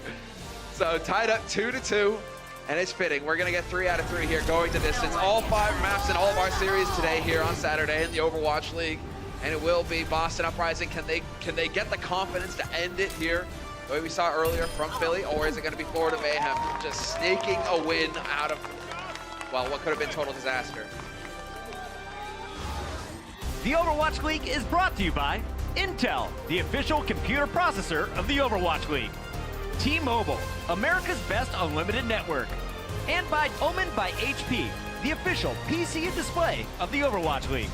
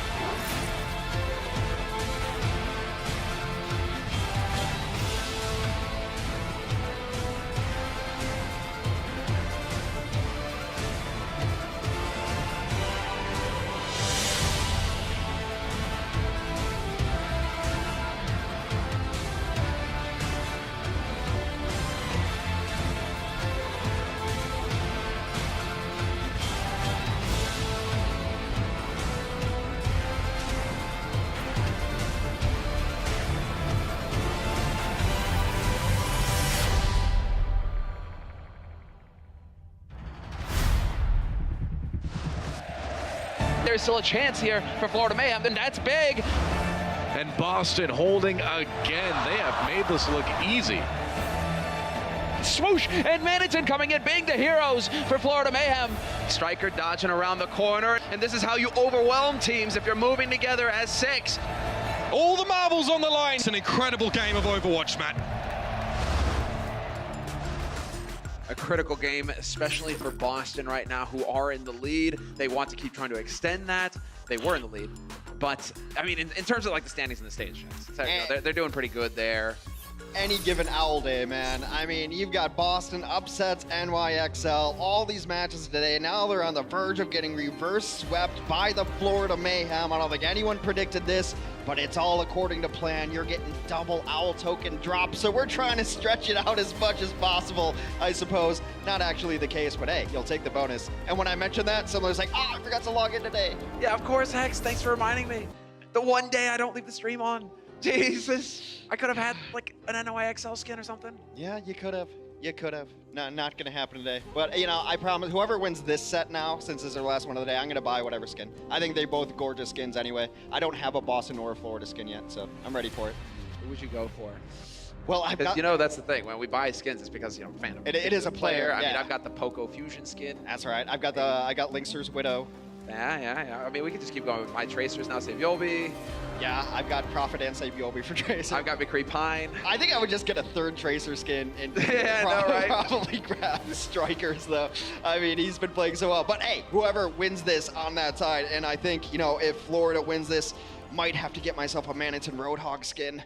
Hey, all right, I'll get behind that. Yeah. All the Roadhog skins, are the best skins. Yeah, they're ridiculous. Manhattan, he's been going whole hog. Yeah. Yes, literally, and also in his performance, he is a beast today. I'm also willing to get a Boston Uprising Sombra skin because Mistakes is going to run a Sombra here on University. Now, we've been seeing a lot more of tank-heavy Slambulance, but Sombra was very meta, is meta on the lower levels. Contenders, I've been told, have been playing a lot of this as well. What the thing is that you do is, if both teams are running it, it's a race to the middle pack. Now, if only one team running it, the pack below the points. Now, it seems unideal, but it allows both of your tanks to go down there and come back up. And when you're running these highly mobile tanks, like a D.Va, like a Winston, see them drop down, get the pack, come back up. And that pack's always going to be there if it is hacked. On the other side of things, from Florida Mayhem, they are running a Hog, a Junkrat, and a McCree. They're going to try to make it a little more static because they got the Orisa as well. Completely different styles of play coming out from Boston and Florida. Let's see which one is going to prevail here. As already Mistakes making his way through. Nako will find the kill on Vic. That's going to start things off strong. A side player will find a value kill on Striker. It's just orbs getting lobbed left and right. Mistakes on the low ground, but there's the hook yet again. Manhattan getting value, going fishing, not throwing it back. It's a little bit interesting, Boston wanting to engage there. Calix goes for the res. Saya has something to say about that. And Florida will crush this first fight engagement. I was gonna say it's a little bit interesting. Boston tried to engage there because Mistakes was still busy doing his homework. Essentially, he's down below the university in the library. He's getting that pack hacked, which means you're going in and you're not gonna have any hack targets. You're not even gonna have the DPS that a Sombra offers. So they were going for something cheeky there. Got absolutely punished for it by Florida. Now this is exactly where you want to be as Florida. You're in a composition that benefits very well from having control of the point, and you're gonna try to get picks as people come in. Yeah, you give these angles here to Saya player to just sit back and keep clinking shots into you. Gonna make it a bit difficult. He's got his Minder here as well. And are they aware exactly that Striker is in the back line? Seems like that's been calmed over to Saya, so he is trying to keep an eye on it. Focuses through. Mistakes. What? Manages to get out. Translocate so quick. Gamsu, though, taking so much damage. That's why you want to get the headshot. I mean, the Fan the Hammer is generally better because she's got a higher health pool, but it takes longer, so she's able to translocate out. Meanwhile, the Tire comes in, takes down Gamsu. Tvik actually, T-Mac note with that as well. Only one resurrection available. High Noon is canceled. Striker puts an end to that time frame. Gets rid of it, and while Zebaside, no way out. He'll get res, Saya player only to die once again horribly, and Boston Uprising, a bit of a different tune here from the first time we saw control between both of these teams. Florida Mayhem able to get up to the 60% or nearly there, and it's going to be Boston now flipping the point their way. And Florida used a lot of what they had during that as well. The Deadeye came out, you saw Valkyrie come out from Zebo there. Let's see if they continue to go with this composition. Still hanging in. He's just waiting. He's waiting. They're setting the trap. His mistakes, trying to work his angle, trying to work his way around. If he can find a hack target, that would be pretty juicy. Striker's gonna go ahead and take a pot shot in. Mistakes. We'll find Sire player as well. That's an interesting one. But then it is the whole hog coming in from Manitou, pinning them against the wall. Nowhere for Note to go. Gamsu launches himself in here, bodily primal, but he is just getting melted. An interesting call on the Primal there to get in there. Perhaps he saw a low target. That is another halt and hook over the top. This one's not over yet. Mistakes is going to be in here trying to stall this out. Tavic's got other ideas with a tire, trying to pick his targets wisely. Will eventually find Mistakes. It should be insta-res. It is. Yeah, he is res, but that is a brutal way. You're not going to have that heavy damage to deny a tire on the Sombra. Awesome guy. Yep, time to get that bongo in. Instantly, Note tries to dart forward and delete it, but it's not going to happen. Are they out of range, though? Seems like. Still fighting in this right now. Mistakes has done such a good job just on his straight up DPS. He's coming out of nowhere, and it's just DPS you don't expect to be added into the mix. So you've kind of got this chart in your head of like, oh, I can win this fight versus this person if I have this healing and that. And then Mistakes, he just messes up plans. It's exactly what Sombra is meant to do. Here's some extra DPS. Oh, now you don't have abilities. Just screwing up everything. Making his way in yet again, right into the back line. Oh, this could be a good value hack. Just putting the pressure on, putting the damage in. Will he find the hack, though? It doesn't seem like he wants to sacrifice the damage for now. Yep, there we go. The hack on Manitou. No more D-Matrix means a lot of damage getting pumped into Florida Mayhem, whether they like it or not. Zupe eventually getting overwhelmed, and Mistakes making the difference right now for his team. They had to use the Valkyrie during that fight as well, but now they're trying to put some presence on the point. It is Saya and a healer. They do find the Mercy, though. Mistakes out of nowhere again, finally deleted, but it matters not. It is only Saya and his Winston on the point. Gamsu will take down Saya as well. Awesome guy's gonna have to try to stall. Down and up again. Yep, no pack for you. It's been hacked. I like it. You got the illustration there, what you were mentioning, Hex. Yeah. Awesome. Tries to drop down, tries to get the pack. No pack, no heals. He dies, and we got a point here for Boston Uprising. They take the lead on this 5th and final map. So we've always thought of Boston as a dive team, as they run it on defense, they run it on offense. It's really what kind of got them going in the first and second stages of the Overwatch League. They're running dive with Sombra. You see when she's attacking, the tanks are in there as well. So you're still getting that extra damage. She's not the utility hero she was anymore. Yes, hacking backs is good and it's helpful, but that's not building your EMP. It is damage time. And Mistakes is putting in that damage. This is something we assumed that we might see him on when this patch came around. He's been forced into this role, and now he's gonna run Sombra again. No changes from the Boston Uprising. Now, I've not been convinced that Sombra is great on this map. I think Mistakes might be able to change my mind. If anybody would, Hex, I know you've been talking about it all day long with these Oasis maps. But teams have been obstinate. They've been sticking to the Sombras. Now it's gonna be Mistakes' time to shine. He's already working his way around here, taking the poke and prod. And well, Tavik on high, of course, just chucking rockets and trying to find a target here to do some AoE damage to. I wish Tavik no ill will, but why this can be good is Mistakes can get on that high ground and he can hack Tavik if he's over the water, and he will drop like a rock into that ocean. But Tavik is playing a little bit more passively over landfall matter, as it were, and he gets one kill. They've traded out Winston's. That was a nice direct rocket. Kelix, though, will get the rest, but both of them are brought back to life here. Both Winston's back in the fight. Very little time lost. Zupe going down, though, for Florida Mayhem is going to throw a wrench in things. Epicide not going to be pleased about that. That's all your heals, pretty much. Now Tavik's in a little bit of trouble. He has absolutely no heals with him at 73%. He's just trying to come in and chunk down damage to help out the remaining members on the point. But now there is no one left alive. They will clean up the rest of that team. Striker, of course, forcing a 1v1 on Tracer. It's what he likes. It's what he's good at. And Boston will take first control here. Now it's a question of whether or not they're going to be able to win their way back in here. Zupe dying so early on in that fight has set him behind in the ult war as well. So he needs his tanks to take some damage. Oh, there we go. Mako giving us a bit of a Donak impression there. Not too shabby. In very first stage one, Nako was probably the best player on this team. He was a standout DPS Zenyatta. He crushed it a lot. I think he opened a lot of eyes to how good he was on Zenyatta. We kind of lost in the mix when we talk about Boston because they got so many good players, but he can still absolutely output a ton of damage.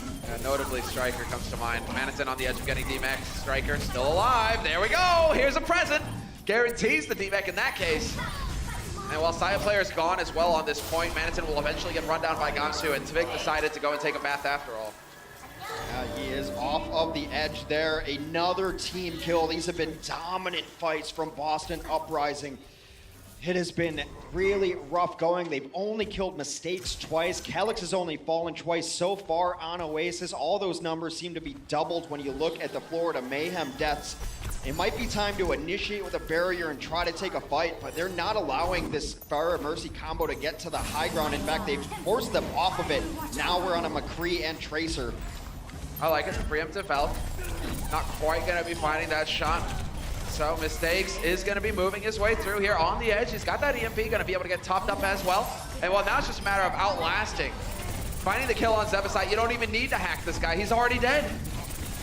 Trying to come in here. Striker's got another pulse bomb up. He's maybe looking for the wins, but no need as Mistakes is there around the corner to take him out. You never know if there's a safe escape anywhere around these corners because Mistakes can always be lurking. In fact, if anywhere he's going to be, it might be back towards that main path.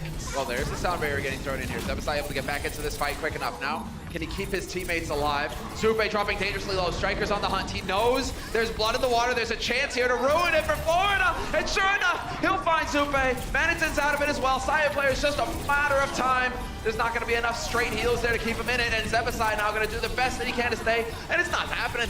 Striker right now, he's on a tear. This was the Boston team we expected to show up all day today. They saved their best for last, and Boston will win Oasis and by proxy the series over the Florida Mayhem. What a set. Yet again, it has gone the distance, and it is the team, well, in this case, favored. I don't know, I had Philly winning this morning as well, but it will be Boston coming through here. 3-2 versus the Florida Mayhem. Florida Mayhem, they already came into it with their excuses ready in terms of like, oh, we're just gonna put this guy in and test it out, feel things out. Well, yeah. You definitely got a lot of tape here to work with. They looked good again, but just falling a little bit short, and the parity in this league is ridiculous. It's really hard to make predictions on who's gonna win when you've got teams that you thought were dominant, like New York and London and Seoul, all waffling a little bit, and then you've got teams on the come up. Any given day, one of these teams can beat another, but for more on that, let's go to the desk. Thank you so much, Semler and Hex. This league is getting tighter and tighter. The Mayhem fall, but they force it to a Game 5 against a tough Boston team. A little bit later, we're going to be breaking down the top 5 plays of the entire week, but right now, we got to jump in with Game 3. We got Bren, we've got Crumbs, we've got Nepal to talk about. Let's go to our first map here in the final 3. We saw it in the second half. Started off pretty darn strong for Striker and the boys, but the Mayhem in Saya player brought Nepal back. Yeah, absolutely. Off those big plays, those big dinks, as we were saying, you know, with the headshots from the McCree gameplay. You know, I was a real big fan of Saya Player's performance overall, I guess, across this series. I mean, he was so close to essentially salvaging this game for Florida Mayhem. And it's a little bit heartbreaking when you come so close. You know, Florida Mayhem, we've been following this team, you know, and they've been working on their issues. They've been bringing in new players, and they just came this close from almost, you know, dethroning a team that recently beat New York itself. Well, starting in control is always a great spot when your McCree player is so talented, but when it came down to Junkertown, this is where I think Boston really got thrown off guard, because you don't usually get to see Manatee have a really great game, and he was doing this today. He was actually on fire when it came to the Roadhog hooks, when it came to positioning with his team, and I think Boston just got caught off by surprise. You don't really can account for Roadhog when he's popping up, when he's hitting hooks that you don't expect. It's an intangible factor. Manitou was on so many streaks on Junkertown, a big key to their push on the attack, and more impressively for me, Florida held them on defense. They stopped Boston short of that point C, and they forced a Game 5. When it came to Game 5, the first round, pretty close. The second round, a blowout. Let's get right into it of what we saw, because I was impressed. Once again, if I have a Saya player on this lineup, I want him playing McCree, right? Yeah, he's a huge addition. I mean, the guy, again, he seems to perform best when he's on that one roll on the McCree, when he can really start aiming. But again, it was, I mean, Striker, this is why I really do put this guy up there as one of the best tracers, if not the best tracer in the league. You know, it's just, you can't really attest to it, because, you know, as much as you are a good McCree player, when you are a top tier tracer, you know how to bait out the flashbang. You know how to work your way around the team such that you're going to get the better of them. Got to get those cooldowns out of the game, and honestly, the Farah pick just did not work for Florida. Tavik not doing enough damage. The whole comp relied on it early on the second stage for Gardens. They didn't get the damage. They don't get the win. Florida handed another match loss. Boston now improves, though, to 4-0, and we have to crown our player of the match, sponsored by Omen by HP.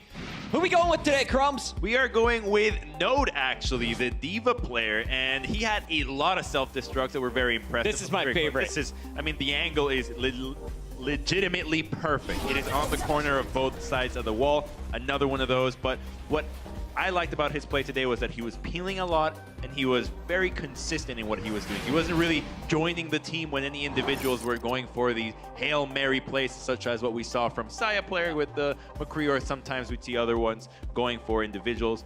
No, keeping the team together. Note our player of the match in a week that had seven game fives. Note in Boston come up clutch twice this week. Let's talk about some of the best matches we've seen. Speaking of those 7, what VODs does everyone need to go back and watch? If you missed the games this week, what is the best of the best? If you have not seen the Boston Uprising versus New York Excel game, close the stream off now, get on the VODs and rewatch. I don't care how tired you are. I don't care if you've been watching Overwatch all day, because that match was honestly so good. We really just saw the best Overwatch we've seen in quite some time from that one. What about you, Crumbs? I mean, it's not going to live up to that one. That was literally the #1 team, but I like to see Valiant versus Dallas, and I'm not going to give you the map score, but we get to see Valiant with Bunny, and that looked really crisp, whereas Dallas now had OGE, and the Dallas that we saw before is definitely not the one that has OGE, so it's a very exciting team. Dallas coming in stronger than ever. Those are some great VODs to go watch. You can catch them all on OverwatchLeague.com. For now, though, we're going to close out the show with a new segment. This is our top 5s. Going back to my roots with this one. Let's see if I can nail it live. We're kicking things off here at number 5 with Arc. After reviving Pine, pulls out the Battle Mercy. The pistol picks up the kill on Boink, and he chases down Linkser as NYXL edge out the Houston Outlaws. Speaking of Houston, it was a rough week for Game 5's Neptuno here, getting rid of the Zenyatta, throws him in the hole, and then takes out his buddy on Mercy with some nicely placed shots. Survives the Diva Bomb, gets back on the map. Fissure, same map, different play, gets behind enemy lines. A huge shatter sets up the Gladiators as they upset the Dynasty. But moving into the top 2, this is my favorite. Snillo, the stick, the kill on Lucio, the finish on the Monkey, a casual 4K as they bring in the youngster from Sweden to clutch up against the Spitfire. But the #1 play of the week this time around here, Stage 3, Week 2. It's a map they lost, but Sinatra's performance on Doomfist in the final moments, insane stuff, drops down the bomb, picks everyone off, keeps shock in this game.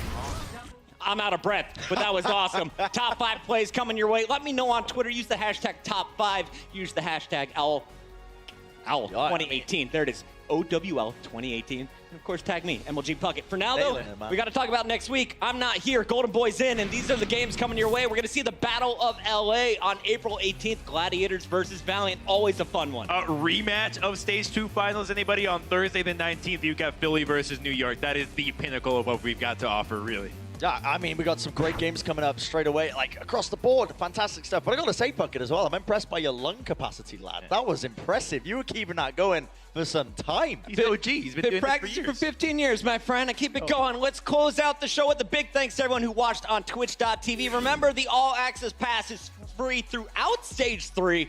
And at the end of tonight, we got our buddy from the Florida Mayhem, Zappis, is going to be answering all of your questions. Ask him about the beard. How long is it going to be? Zappis and the Mayhem looking stronger. Will they get their win next week? We'll find out then. Thanks for watching. We'll see you on Wednesday.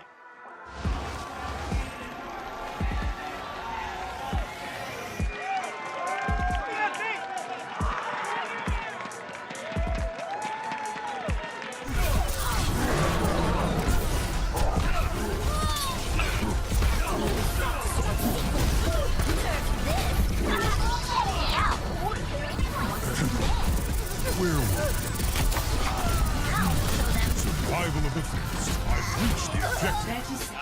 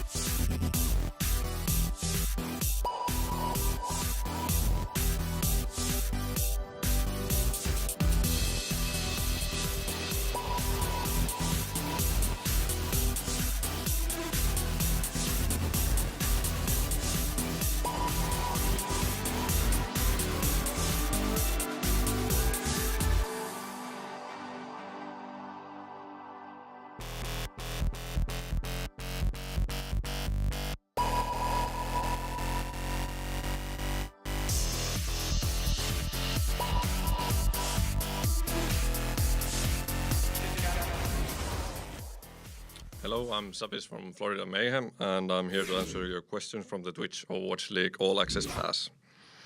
So, first one, Bruce Bender 99 asks, what ultimate combo do you think is the best to pull off in a game?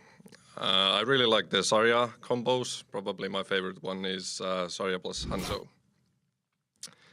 CJ Muff asks, who is your favorite hero to play as?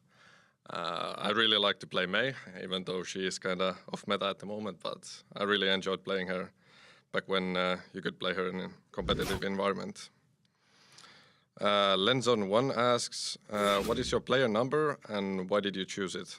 My player number is 19, and it is the birthday of my girlfriend, so that's why I picked it.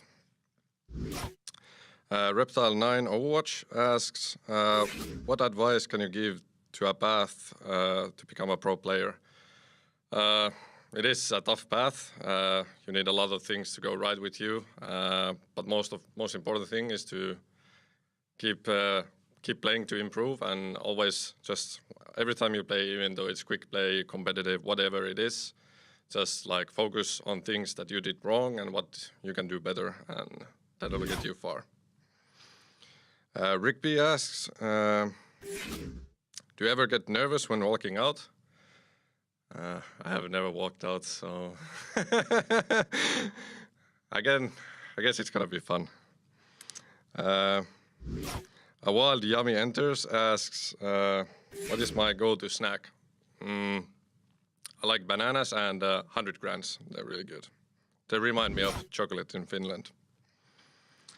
UFOs Ate My Cat asks, behind the scenes, teams work to bond through activities or doing things together. Have you done anything together since the arrival of Saya Awesome Guy and Ryder?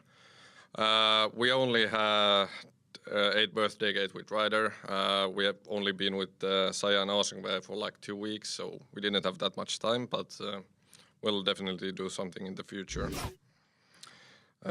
Angel Darkhild asks, how fun was it to sit in the crowd that night in your disguise waiting for the Mayhem match? It was pretty exciting. That was actually the day I actually arrived to the arena, and I had been awake for like 30 hours, so I was kind of like mixed feelings, but it was really exciting and fun. Catchphrase 45 asks, what's your favorite non-standard game mode to play? My favorite game mode outside of competitive is deathmatch. I play it like every day, so I really like it. Just go around and shoot stuff. Merciful Saver asks, what is it like being on stage while playing? It is like, for me personally, it's more like I just focus on the game. I don't really, it's obviously a different environment, but I just try to focus on the game. Obviously, it's a lot colder because there's actually a huge AC going on at the stage. But other than that, I just focus on myself and just try to perform as good as possible. Peruls asks, if you had one thing in life to pursue besides esports, what would it be and why? I would probably finish my degree in law and do something with it. I don't know what. We'll see. Comet asks, pineapple on pizza, yay or nay? Yay. Pineapple belongs in pizza. What? I'm getting mixed feelings around here. Figa Telux asks, who's my favorite bad guy in the Overwatch lore? I think it's Doomfist, but it's because of his game style and kit. It's fun to fist people in the game. Chaku007 asks, sometimes I get a bit nervous. How do you stay calm in a heated up team fight and stay on focus? I mean, everyone is kind of different, but for me, it helps when I chew, like chewing gum in my games. I don't know why, but doing something with my mouth and just like focusing on the game, I don't know why, but it helps for me. Maybe you can try that. Hawaiian76 asks, how was your experience in America been since coming over from Finland? It's been really nice. I really enjoy it here. The weather has been really warm, so that's kind of kind of plus. It's really dark and cold in Finland. Also, everyone is super friendly here, and it's been really awesome playing with the guys and the staff here, and everything has been super great. Generic Space Marine asks, what to you is the best and worst part about being a pro player? I think the best part is like just playing the game, doing this as a living. It's really exciting because it used to be a hobby to me. Then just getting the opportunity to play as a professional, it's life-changing. The worst thing is for me to being away from home, back from Finland. Even though I like it here, it's always like it's a different environment, and it's tough to leave your friends and family behind. Calibers asks, as a beard enthusiast like yourself, who has the best beard in Overwatch League? It has to be Sebo. It's so massive. It's like full on the sides and everything. It's perfect. I envy him. Bakul BD asks, what hobbies do you enjoy outside of video games? I try to work out outside of gaming, like doing running and just going out to the gym, just trying to keep myself in shape because it helps on gaming as well. Other than that, I don't know. I just play video games. Leolisk asks, what is the meaning of life? To play Overwatch. Or 42. Pick your answer. Titanium Platypus 8 asks, this is the last question. What is your favorite animal? It has to be dog. Dogs are nice. They're always so friendly and caring. And they're always there for you. They're so nice. I think that's it. Hello, bye-bye. Thank you for watching.